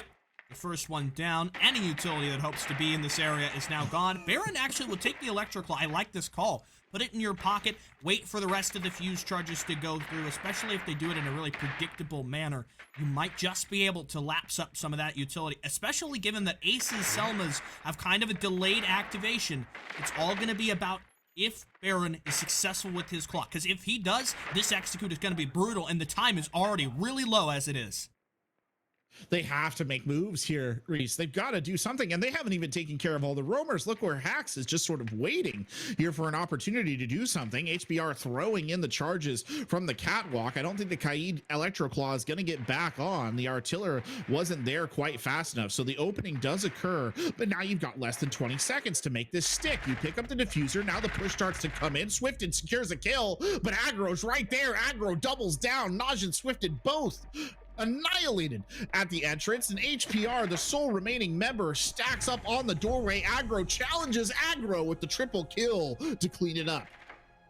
That was excellent there in the way that the defense rallied together. They played that little 2-stack with the Wamai, with the Mozzie behind that shield. They made sure that nobody was getting past that dragon door. And so far, things look excellent for Mystic Academy. Sure, the first time you went around to the initiation office site, it was a little rusty. Maybe you were just shaking off some of that, initial dust trying to move from game day, having just been in scrims for Theme Park so far. Now that you're really into it, all the Mystic Academy members are playing so well. It really is, it's kind of weird to me that Theme Park is the decider in this series. Theme was up. You could have chosen this as your selection. I don't know if this was Mystic kind of keeping it in the back pocket as sort of a sneaking thing, but their Oregon pales in comparison to the beating they're delivering SYR right now. It does. I mean, do keep in mind there is at least one of these 3 rounds in which, Baron had to save the day, but the other 2 have looked very convincing. And I mean, the defenses overall have looked quite strong, right? As much as Baron saved the day, SYR was down to just 1 operator as well at the tail end of that round number. I think I want to say it was round number 2. But yeah, they look completely different than they did in Oregon, right? The small mistakes are not there. The early deaths are not there. They're playing together. They're playing coordinated. All kind of the big issues that they were having, the things that I was harping on, not being able to coalesce back together, for example, it's not been an issue as much here on Team. They look really solid, like you said. And yeah, I guess it does beg the question of why they didn't pick it earlier, but perhaps genuinely they didn't know how well it was going to go. That's kind of my theory. I'm not sure that they honestly thought it would be this good. Spy finally getting what I believe might have been a spawn peak. He's been waiting for round after round after round. You just can't keep him away from a potential spawn peak. Does finally get one. It's Swifted who will go down, which is a relatively impactful kill. Swifted is the top frag for his team right now. Well, with him gone, things are going to have to go back into somewhat of recovery mode. I did mention during the break, I talked to Yali, asked, is this going to be a close one? And Yali said, I don't really even know. But honestly, I didn't expect anything from SYR, so I'm completely surprised with any result. I should have watched the Achieve game, was what Yali had to say. And I think just from basics right now, SYR are not comfortable. And the way that Shapai has played, he feels like he's so activated. Like, this is just a way better map than him. From him on Oregon. As I say that, though, he gets naded out. Really a spot where you couldn't go anywhere else. Yeah, that's exactly what happened when I was saying Candle that looked like they were back on deck. They also got annihilated just thereafter. Hacks, by the way, speaking of annihilated, got his finger shot off, but manages to hold a position. Can't confirm the kill, though, and very nearly came across. And Vastex challenges again, putting the faith in the LMG, but HPR is slamming the plant down as we speak. I don't think they're entirely aware of what just happened. Gods gets a kill onto aggro, and we might be ticking towards the first win here for SYR on this site. Naj there was the one who secured the kill. Everything on the back of Hacks. Hacks swings wide. Beautiful headshot there. The MP5K getting big payoffs. That's one more. 2 down to go. Flashbang comes sailing in. Hacks avoids it. Another flashbang. Hacks gonna push forward now. Swings, looks the wrong direction, and it's HPR who finishes it off. Finally, SYR is on the board. Yeah, initiation really not feeling like the most comfortable site in the rotation there for Mystic Academy, the one that goes away for them, and we'll see them play back to Bunk and Daycare. You mentioned when I talked about the possibility of lab storage, if they would go there, if they would try it, whether or not that was going to be a possibility. I think they probably should have gone to it there, but what can you do in the end of things? Generally, the way that Theme Park used to play out, I mentioned the fact that this map was so linear, so easy for the defense to just do what they wanted to. You would almost always get that one round. It wasn't really a 6-0 map. You never really have any of those in Siege, because if you do, if it's a regulator, if it's a regular thing that's happening, that's kind of alarming. That's kind of a problem with balancing. Generally, you would get one attacker round before the half. Interesting. Yeah, I seem to remember that this was a pretty straightforward defensive map. A lot of drone destruction, I remember, was a big point that a lot of teams made on this one, just to cut down intel, playing very tight on that wall, kind of around Top Dragon. But looks like it's changed a little bit, which is fine. I mean, SYR was, like you said, it was probably inevitable that SYR picked up at least one. It's whether they can keep picking them up, that's the thing. And this is a very good defensive setup. This paid big money last time Mystic ran it, and I think that it's probably poised to pay big money again. I mean, I do think that initiation as a room is a bit of a bugbear, just because of the way that it has kind of that altar sort of setup there that really does sort of break sightline. It provides cover to attackers, but those are the kind of things that can easily be sort of turned into traps as well. So we'll see how it goes here as we get started, and not a lot of changes in lineups. Everything pretty much remaining the same. Whoa. I don't know what that little exercise is there from Gods, but he's going for a little one-tap action. That's some good mechanics from Gods. It's not a player I've really seen much of before, but you can tell he's just got that sort of level of natural ability. Too bad it hasn't really shown out. We've been given the site, we've been giving the credit more so to players like Vazdex and Swifted, so far. Maybe if Gods starts to perform a little more, we could be talking about him as a factor in how SYR do. Here the Hibana. She doesn't make it past. Here goes Spy. Runs right back into maintenance. Nobody's there to collapse upon him. And so now alarm bells begin to ring for SYR. On the subject of Gods, I just do want to point out that Osiris is my favorite, but Gods had actually had a pretty good run on Clubhouse towards the tail end. Unfortunately, not so good a run for Vastex, who gets absolutely annihilated. It's Hax again. Hax has been playing out of his mind here for Mystic tonight as the substitute coming in, I believe, has done major work. Baron gets a light, gentle caress of a frag right there, but survives. Swifted's going to push in on the back end of that. Baron's just going to clean it up. Thank you very much. He'll deposit that kill right to the bank. It's Gods left against 4, and I think that grenade from Swifted maybe just gave him a little bit too much sort of false sense of security, thinking that Baron wasn't there when in reality he was. The nade was just a big area. A lot of room for the defender to sort of slink back. So, against the 1, this is another tactical timeout moment. And Mystic Academy, the bunk site, I think it's just this initiation area has been a little bit of a troublesome spot. Gods is able to pick off 1. Still got the mirror window up. It's unlikely he's going to make it through office, even though he will certainly try. And he's now taking damage from player over inside of initiation. Kind of a slow end to this, but Gods will just continue. Unlikely. Hacks on the flank. Ooh. Oh, impact grenade. Gods is aware surely now. Oh! Wait, do you think that was coordinated? Do you think they're like, hold on, I'm going to throw an impact. That's going to make him turn around, and then you throw the nitro cell when he's not looking? I kind of feel like that might have been coordinated. I'm not going to lie. As the old razzle dazzle right there. You're distracted by the thunder. It's the lightning that gets you. But whatever it is, Mystic back in the saddle again after that last round. SYR not able to make it happen despite a kind of a valiant effort there from Gods. Little mistakes too, by the way. You see, we were talking about the whole system thing, and you see the little errors that are sometimes coming out of this more individualistic playstyle. The one that I think I would point out was the death of HPR on that last round at the top of Dragon Stairs.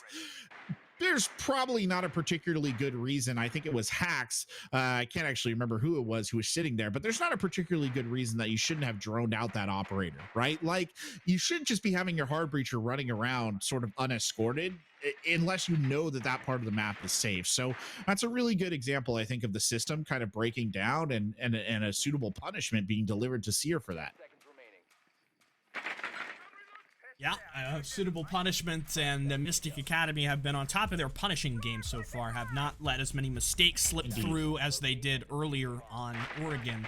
And to extend that a little bit on Clubhouse as well, there were certainly moments where SYR would make a move that wasn't flawless, not to say that every move is, or that there really are. Perfection is pretty much unattainable, but there had been a number of things that fell through the cracks, let's say, in Mystic Academy, not having been so much here. Armory, the last site we get in the first half before SYR finally get to let all that air out, have a sigh of relief, and go to play the more favored side.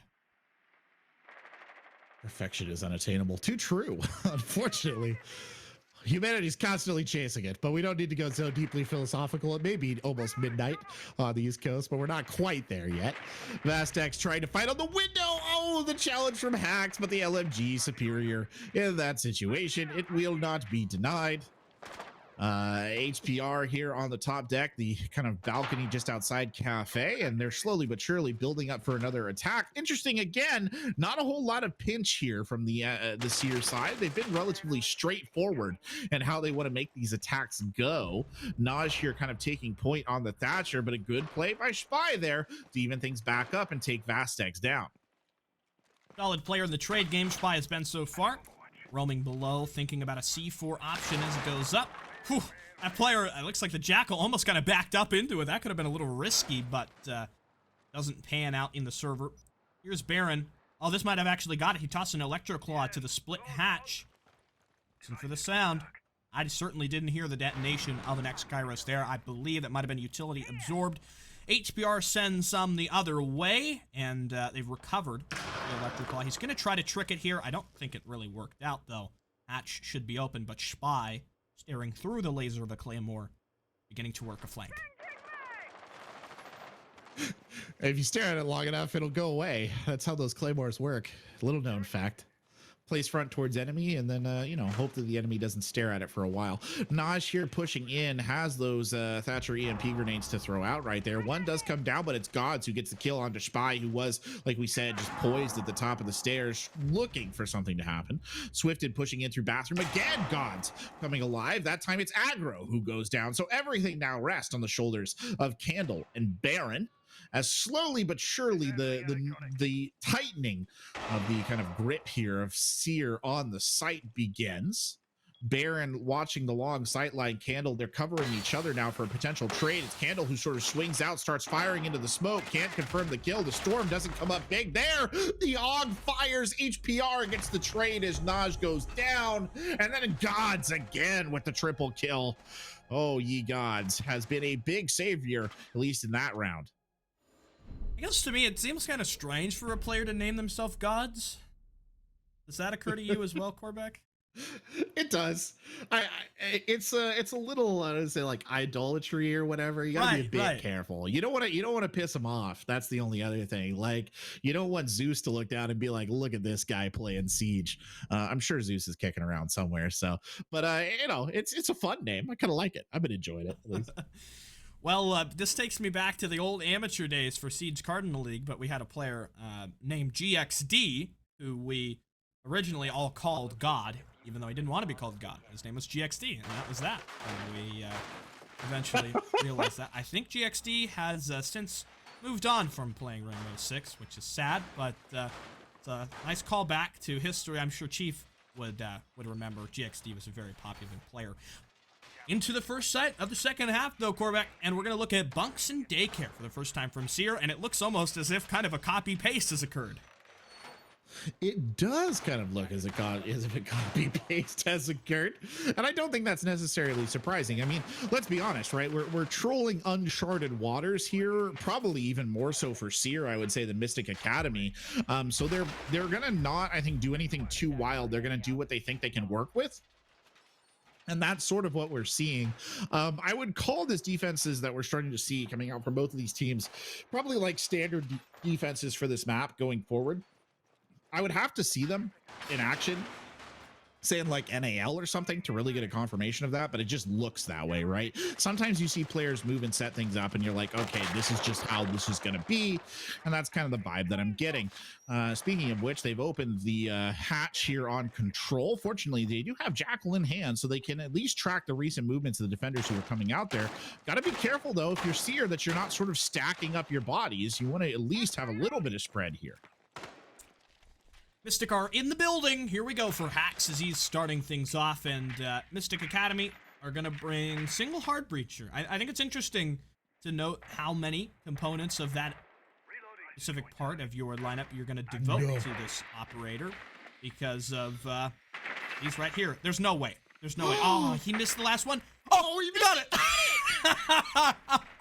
That was a nice one from Swifted. I don't think it's going to happen the second time, though, surely. Maybe Swifted will sort of bait the swing from the other player. Look at this. Look at this. Oh, the air jab. That's a good one. I like that. That is actually pretty good. What a cheeky little gremlin. Speaking of cheeky little gremlins, Vazdex picks up 2 kills. The MP5, again, being the most killingest gun in the lobby. Candle here trying to fight their way forward. Baron in the hallway here as well. Goes for yet another Black Mirror. Tries to get one more down. And then Candle secures a kill. So Candle finally getting in on the action now on the attacking side. Spy here holding a very tight angle indeed, as Swifted sort of on the floor prone here, down in control, kind of misses a trick. I think they could have swung that corner and got some kills. Candle was the one who was looking for it and inadvertently gave up his position right there, but we'll get the res here for Baron and get him back in the action. That was an important transitional pick from the Jackal, but since then, not much value garnered out of it. Okay, the Nomad nearly got a little rowdy there from Swifted, but he does eventually put it down. Baron has got another. HBR still deep. You know, this is a good cut from Candle right now, walking up the yellow stairs. He might be able to sort of step past, confirm the down player, or at least acknowledge the player being down. He does confirm for the kill now, and this 2 versus 1 pressure against the Malusi could be something. That closes it out. However, I don't think Barion's aware. It should be a freebie. Any question here for Gods? It gets traded out by Candle.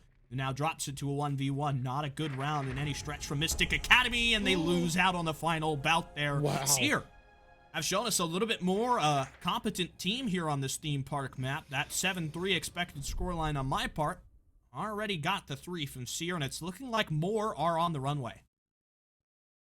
Interesting. That was the second life that I think Swifted got a little bit of an extension on. 2 times they swung their opponents there in situations where I think that last one, maybe not so much, but certainly when Swifted swung onto Spy, who was playing the Nomad, was definitely a fight where you're kind of like, oh, I don't know if Swifted necessarily should have won that. You know, it was a bit up in the air, but Swifted managed to come out of both of them with 9 lives intact, as it were. And I mean, SYR is putting up a bit of a fight. Again, though, you know, kind of Reese, this is just falling back in the pattern of the other maps, which is that both of these teams are just much better on defense than they are on attack. And, you know, make of that what you will. And the sorts of things that people say about teams that are perhaps better on the defense than on the attack, right? And maybe it's easier to play the defense, et cetera, et cetera. But it's just been the way that these maps have gone.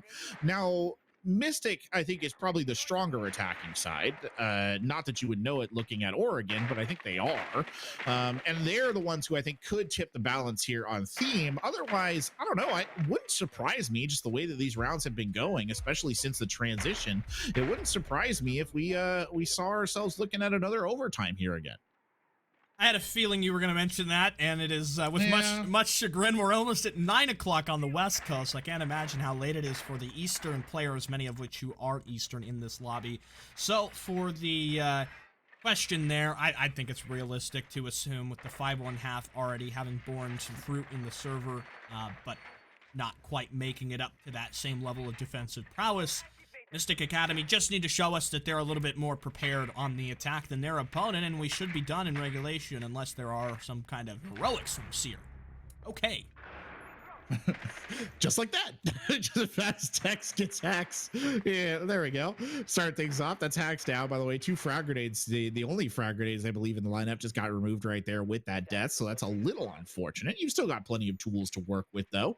Aggro here on the Thatcher. Speaking of Thatcher, I actually feel like we haven't seen Aggro's EMPs be all that impactful. Can't really think of a situation in which Thatcher was a decisive player for either of these teams, which just does beg the question, is he worth continuously bringing again and again? There's not even that much hard breach now that's being played by either of these sides, but Aggro there attempting to kind of watches as Barrett attempts to open a wall, and then they lose all the X. Cairo Swifted trying to be cheeky there through the long peak. Unfortunately, that does not pay dividends, though he certainly wished that it had. Couple chintzy moves back and forth. They're Swifted. He finally gets one onto Aggro. Things have gone terribly for the start of the round for Mystic, and they don't get any better with the loss of Baron, your clutch player. Everything out on the balcony right now for Mystic Academy. They really have got to improve on the way that things start. I don't know what Candle thought he was going to accomplish by jumping solo in the window, and here's Spy. Back where it all started with the opening kill against Hacks. Just waiting for the drop. Mystic Academy will likely take this opportunity as a time to call a timeout. A time to call a timeout? A moment to call one, at least for Mystic Academy. Because the way that they started this round was just pitiful. Maybe a Monty would be the suggestion I would make here.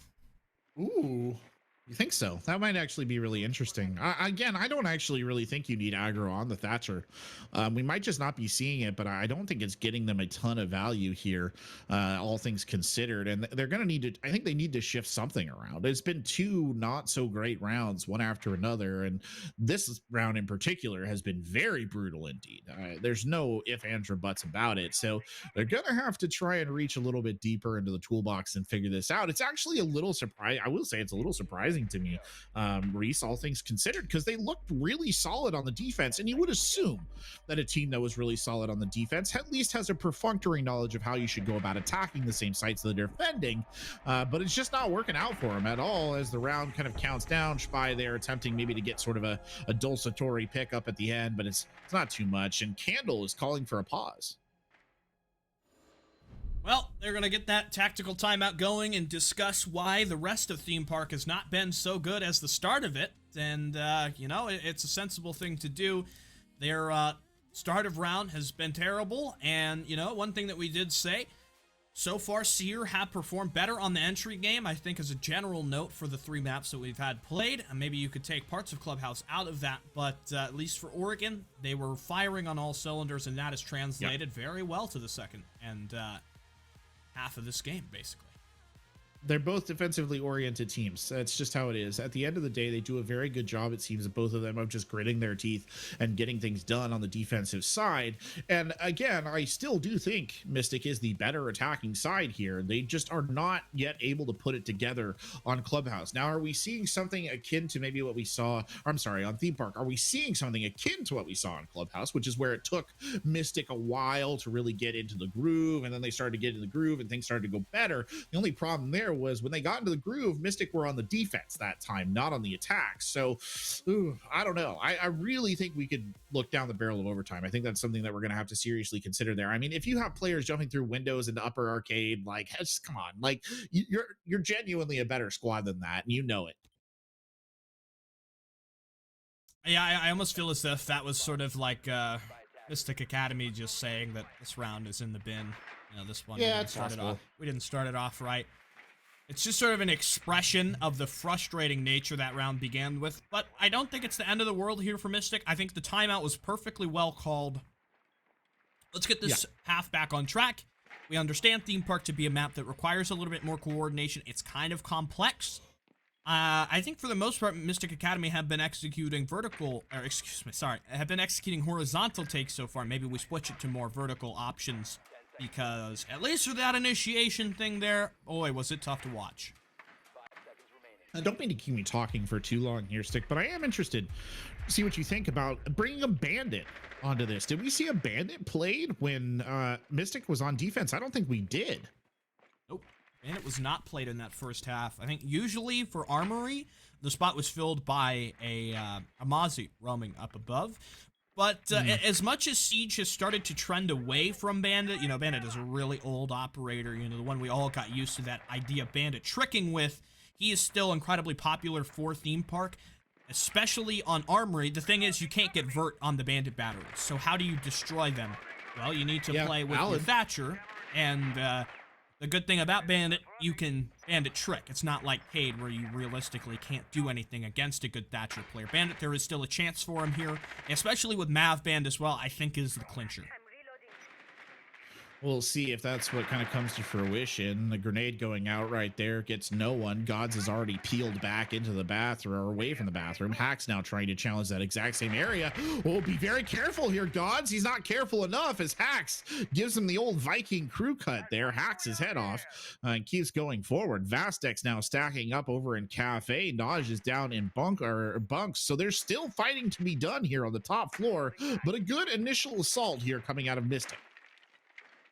Things look well from the get-go. Are they going to continue along that same track, or is the train going to jump off the rails? Oh, it certainly does go well for them. Naj, he tried to vault off of Angel, and he does not make it back down to the lower arcade area. They will have to sort of fumble back to the site, knowing that their top floor roam was a pretty big L on the sheet here.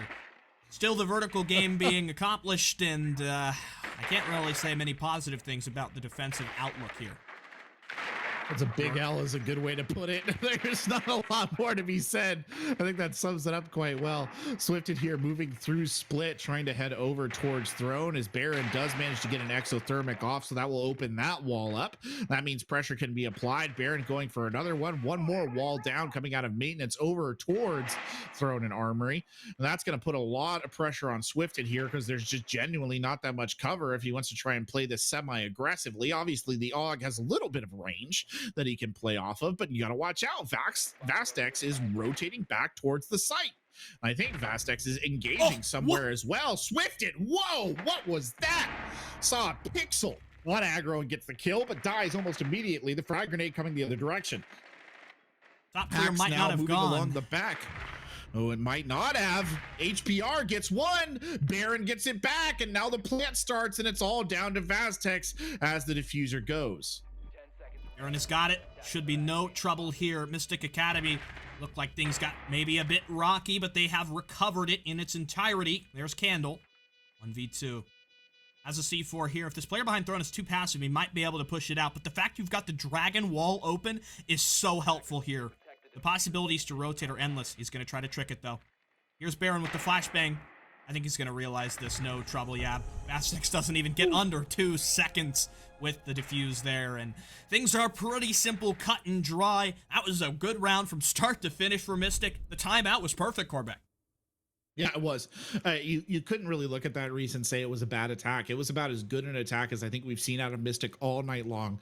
They had their objectives that they wanted to complete, and they completed them with swiftness and with accuracy. It only got a little bit dicey there at the very end, kind of maybe a little bit towards the post-plant situation where Vastex was trying to turn things around, but let's be honest. I mean, it was still a very difficult situation for him to win out. I just think of that top clear was so good. And once they had done that, it was just a matter of kind of going through the motions of getting the walls open with the combination of the Thermite and the Thatcher. Really well done from them. And if they can muster that again for this attack here onto Kids and over towards Bunks, they will be in good position. They'll get the match point, and it wouldn't surprise me if they got the match as well.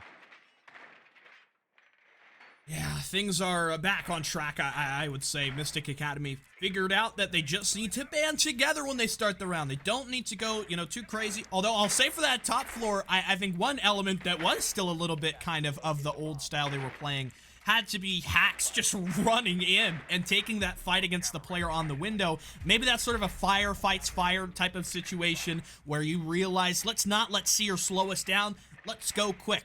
There sometimes isn't a way to go quick as a team. And Hacks made a heads-up call, one that worked out. It crippled the Realm, and not only did that happen, but Mystic Academy stacked a second one on top of it when you had Naj try to rotate off the balcony. Indeed. I think Mystic set themselves up really well. Like you said, I think that tactical timeout was huge. I think that's given them an opportunity to really kind of renegotiate this. And this will be the round. I think that's the bellwether for just how much it worked. If they lose this and they go back to a 5-5, then we know that they've still got problems to sort out. But if you can pull this one off, I think that's pretty much going to do it. Naj here losing that window, that's unfortunate and makes it a little bit harder to defend, and they're actually gonna just back off the whole thing, sacrifice the Kona station as well. So that's kind of 2 pieces of utility that you're not going to be able to really rendezvous with. Swifted needs to be careful they don't suffer the same fate. He's got to pull this trick again, and aggro reads him like a book. Fool me once, fool me twice. Look at that. Well done indeed. Swifted, come on, you had to know that wasn't going to work. Yeah, I think maybe switching that to go for impacts instead of just shooting it straight up would be the smarter call there. And it's an excellent response. The only kind of adaptation that you can credit to Mystic Academy in their own style. And again, the entry pick stacks into a second, which has been pretty much the sign of their success since we had the tactical timeout and all those discussions.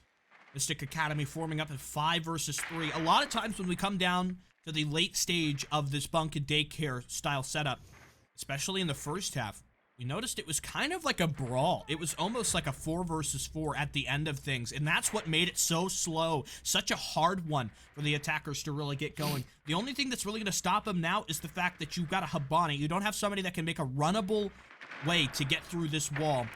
And you've lost another. Naj. Oh, look at the team play there from Aggro. That was so beautifully well done. It's only HPR left. He is trapped, boxed up, forced, and stuck in the back of the bunk area.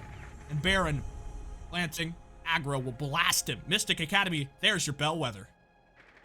There it is indeed. I think that the weather has indeed changed here and everything's coming up Mystic.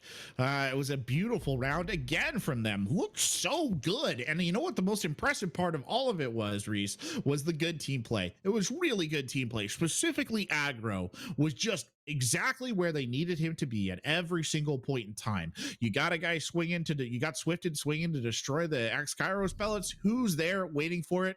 Aggro. You got another setup watching the wall there, trying to force the smoke to come out of cover. Who's there? Aggro.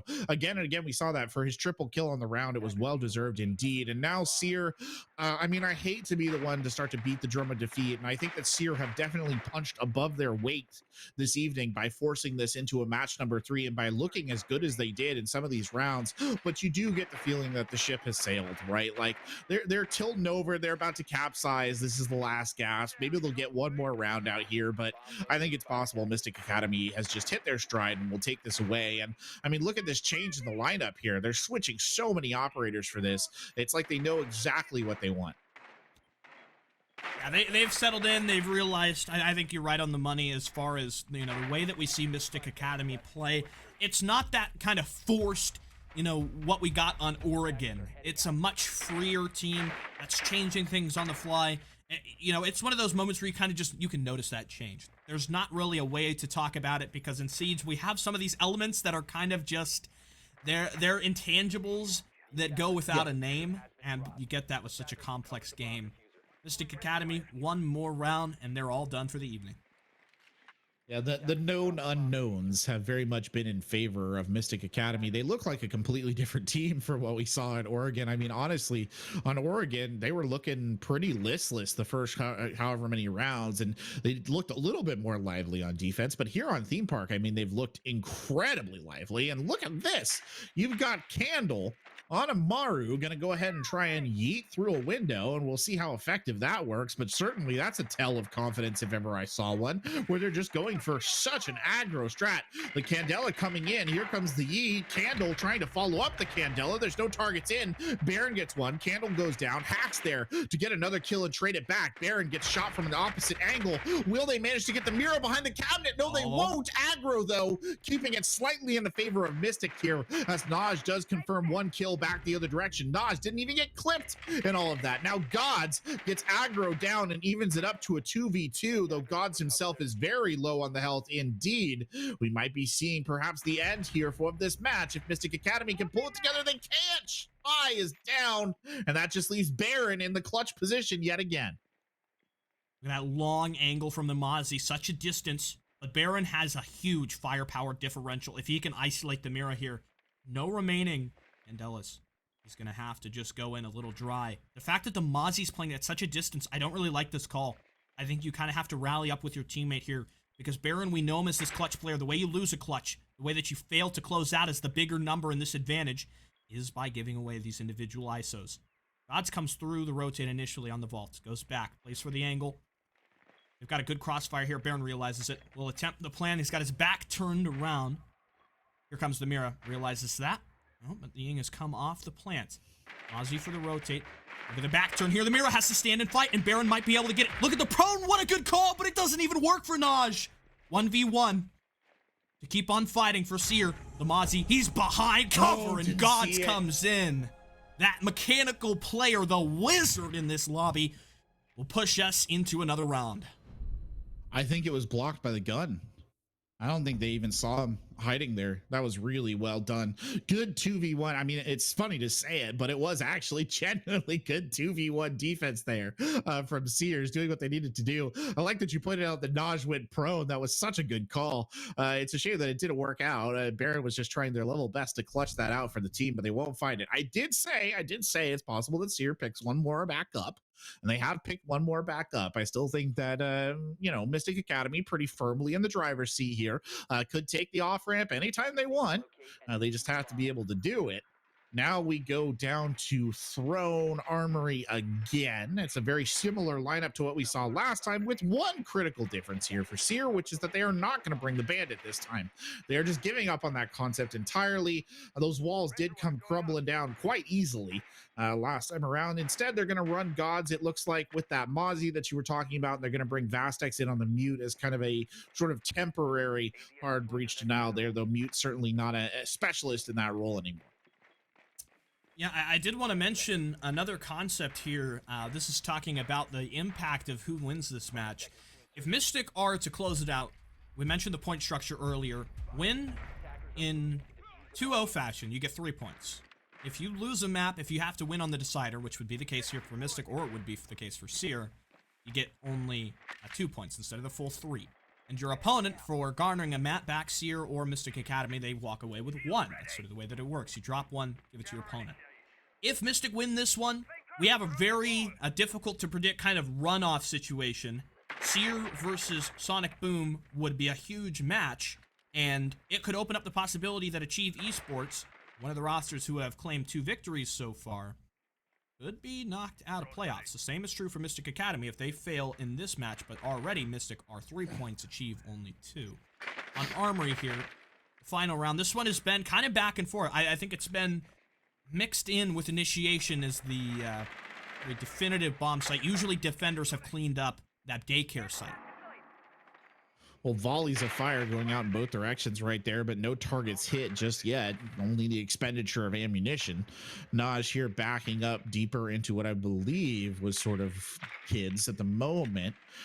Candle running the drone through, just giving him an idea of what to look for. That drone is unmarked. They're finally at the tail end. It's picked up, but still waiting there is Naj in daycare. So a variable threat, as you see as well. God's up in heaven, funny enough, waiting out right there as well, or Angel, whatever you want to call it. Vazdex, though, strikes early, strikes hard. That's Candle down for Mystic. That's a bad loss at this stage as Hax begins the process of opening up the vertical. You know what, Corbett? It makes it even worse that it's the Jackal, because look at the drone count. Clearing out this Mute Mozzie setup on the top floor has cost them 7 drones. Now you don't have the intel from the Jackal as well. Count that amongst the list of losses. Mystic Academy, the only thing that's really a pro right now is the fact that they've got the vertical. Man disadvantage, very low intel. Some utility could be what saves them here. They may have to do this as a very dry push, but look at the C4 that's prepared for that top wall. As soon as the Thermite attempts it, it's not going to go so well. It'll be up to the second EMP grenade. As the C4 comes over, the C4 was stopped. It was affected by the EMP, and the wall is opened successfully. What a cool little moment there. It doesn't change the fact that Mystic are down by 3. Now a 5v2, I was just about to say, it's still a 5v3. Now it's still a 5v2. Aggro trying to play off the doorway there. The assault rifle not availing them in that particular clash. Gods moving into a position where they could really do some serious damage. Vaxdex up here as well. All of them sort of clustering in top dragon. Spy, though, going to give the game away. Throws out the flash grenade right there. Gods does not peel off as the rotate starts to come around from Spy. The jump from Vaxdex secures the kill. 6 seconds left on the clock. They've got control of the diffuser. It doesn't matter how many of them aggro kills. It is done and dusted. They don't even finish it off. And that is a very solid round win by SYR to send us into overtime. Well, this one was supposed to be done quickly by Mystic Academy, but the unpredictable SYR Esports have brought it back, and it's been largely to do with a huge jump in performance from Gods. Swifted has been in the cut a numerous amount of times as well there, and things have just been unstoppable. I mean, SYR have had a couple of rounds where things didn't go around. We had that bellwether, but it doesn't really seem to have signaled anything more than those 2 False rounds omen. that we got. False omen. Yeah. False omen. Hey, that happens sometimes when you're trying to read the flights of birds and the flights of drones or what have you. It doesn't always pan out exactly the way you think it will. I gotta give credit to SYR, man. They bounce back. Like they can hold it if they need to. They've got these moments where they really come through. And as much as Mystic has really done well on this theme park map, SYR has been there blow for blow, belt to belt, not giving up any room at all. And now you go into an overtime, and I'll be honest with you, Reese, it is anybody's guess how this one ends, because I would have said that one of these teams would have had absolutely destroyed mental right now. They'd be in a broken state. I thought it was going to be SYR maybe. No, it's not SYR. It's not Mystic either. I just have no idea how this one ends. Yeah, I think it's pretty well up in the air right now, and unfortunately, due to the rehost, we're going to have to jump to another break. I know we want to get done, we want to finish, we want to know the conclusions of the storyline. We're going to have to take a little while longer to get there, so off to the break. Please stick with us. Only 3 more rounds are left.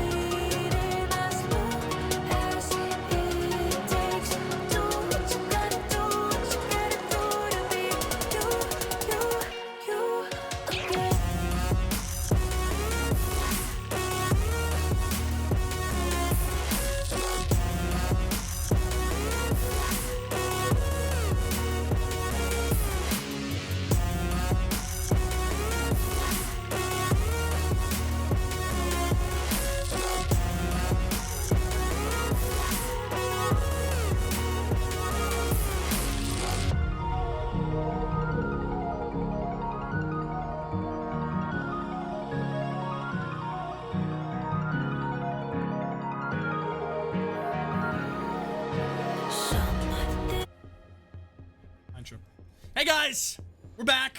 I'm Sticky Low with Corbeck for overtime here between SYR and Mystic Academy.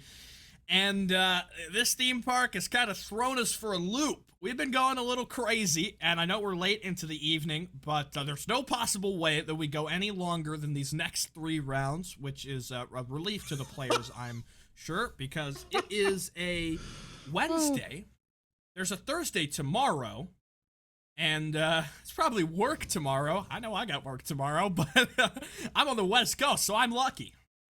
Yeah, you're right. It's the West Coast. We're what is it? Are we in the future or are we in the past? No, we're in the past. It's working out, whatever it is. Anyway, yeah, like you said, it can't go more than these next 3 rounds. We're nearly there for both of these teams, and this is. This is a big one for Mystic.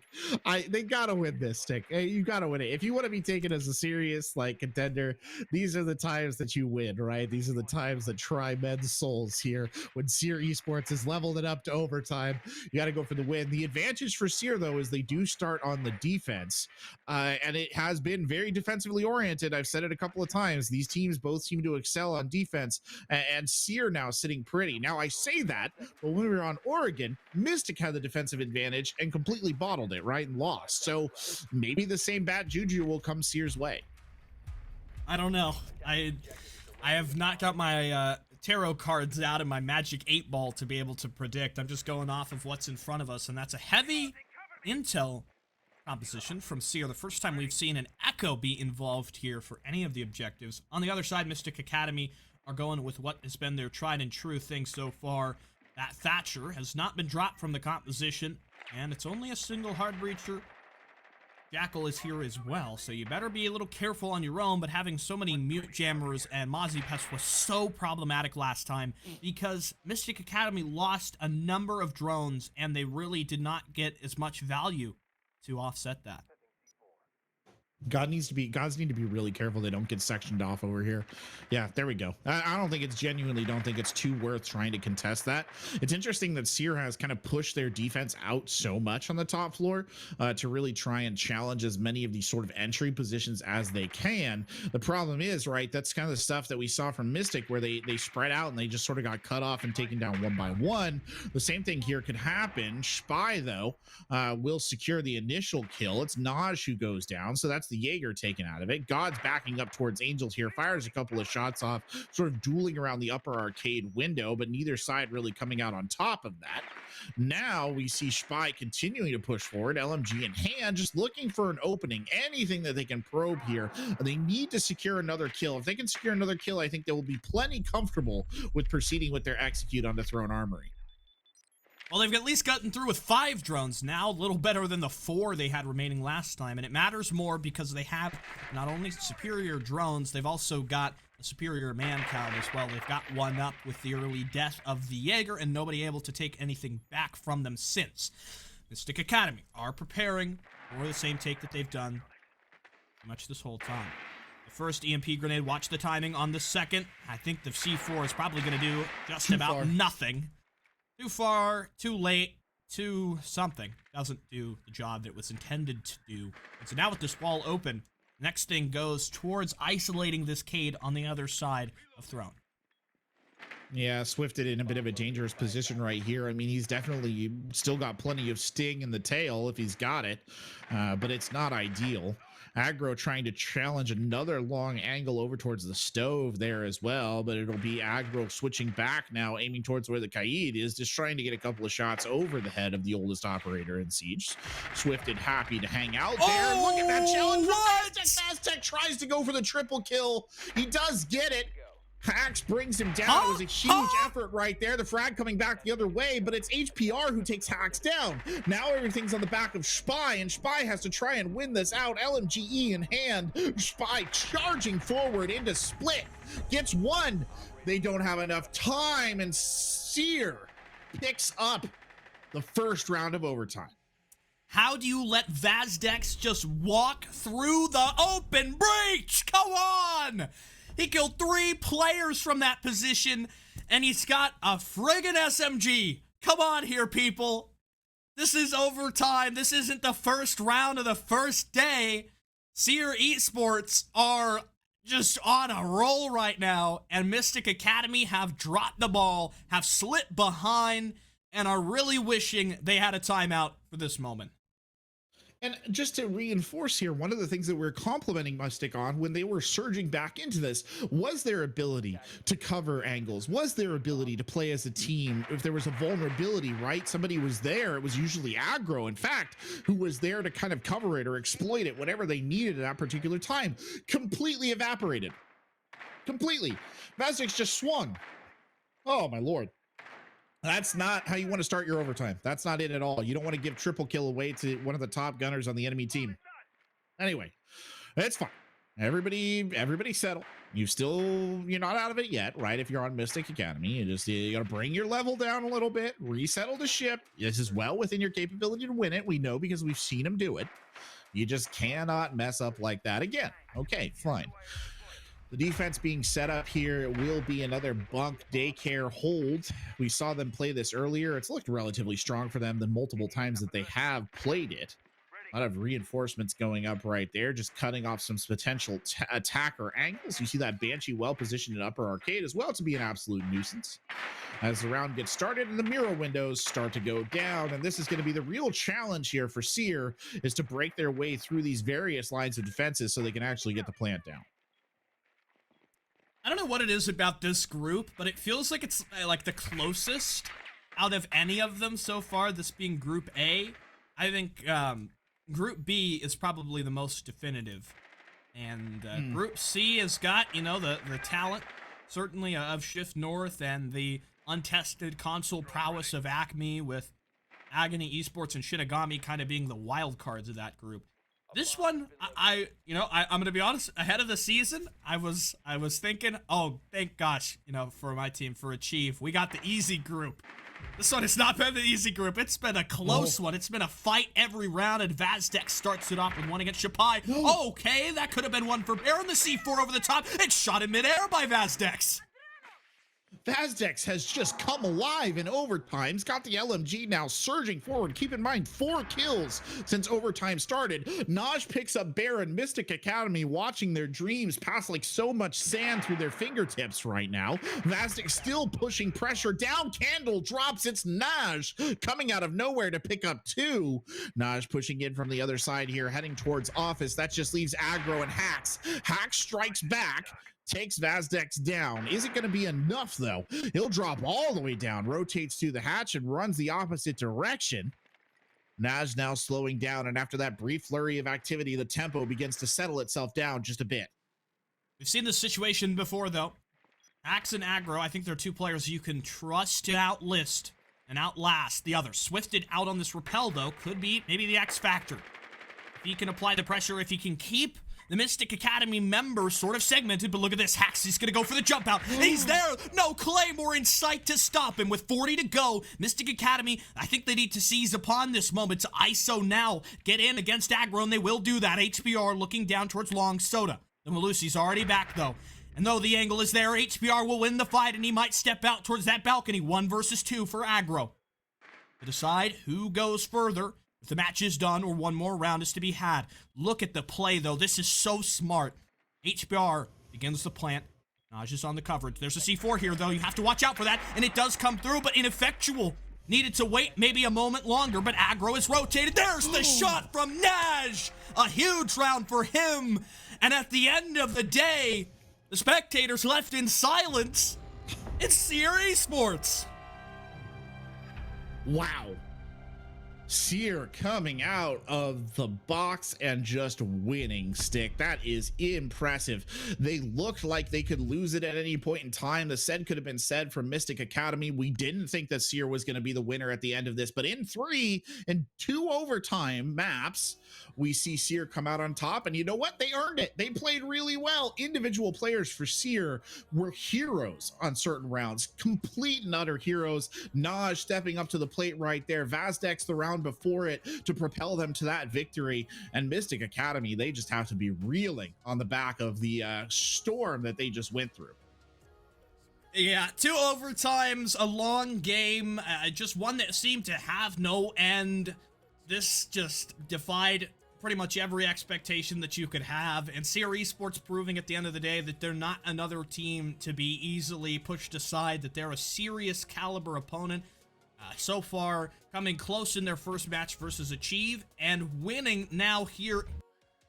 It's going to be such a tight race for who actually gets the playoff spot. We're going to have to decide it in week number 3, and I think that's probably the biggest takeaway tonight. That is the biggest takeaway. This has definitely thrown a bit of a monkey wrench into the overall considerations of placement. It's made this group, like you said, incredibly tight, incredibly close. The matches are incredibly close. That was one of the tightest games, I think, of Rainbow Six Siege I've seen in a very long time. You mentioned that, you know, your own Achieved was in overtime as well in one of their matches. It's a group to watch. Group A is something spectacular indeed, and I am very excited to see how all this plays out in the future, because these teams, these are the kind of matches too that make grudges. You know what I mean? Mystic Academy's not going to forget this, not for a long time. Well, I suppose coming out of this victory tonight into the play day, Mystic Academy had 3 points. They will only step to 4, which leaves Achieve Esports in the top spot for the moment. And guess who plays next week? Achieve and Mystic. They will play, likely to eliminate whoever loses, and whoever wins is probably going to be headed to playoffs alongside one of either Sonic Boom or more likely SYR. I think Sonic Boom, their start to the season has just not been all it's cracked up to be. But that finishes us tonight for Group A, not group number. We've got more coming later this week, though. Friday is just around the corner, and I'm sure you'll want to be there, so make sure to tune in starting at 6 p.m. PST, 3 p.m. Eastern. I've been Sticula, joined by Corback for a long game, but certainly one that was exhilarating. Thank you to production behind the scenes, our producer Tango Mango Down, and our observer Nuba, saying so long here tonight from CCL.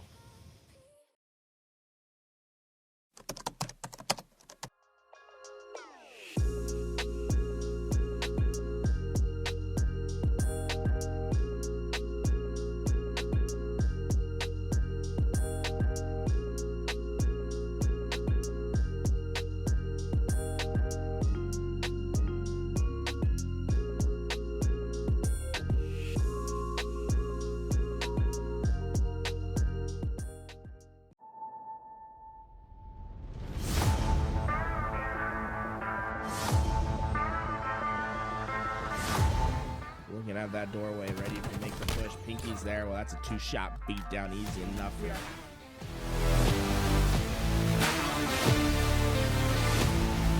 So he's going back. Okay, he finds the person. Baldwin goes down. Pyretic taking the fight. Gold Star BR.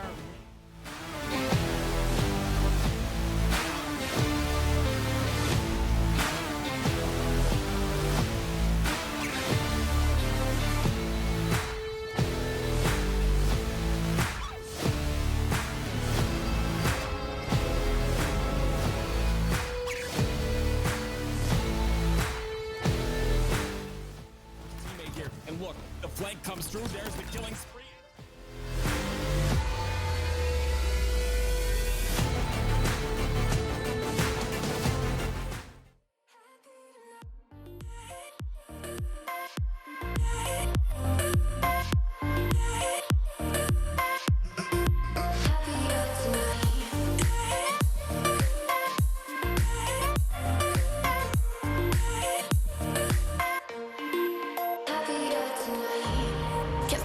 For you in the morning, I'ma leave without giving a warning. I'ma leave without giving a.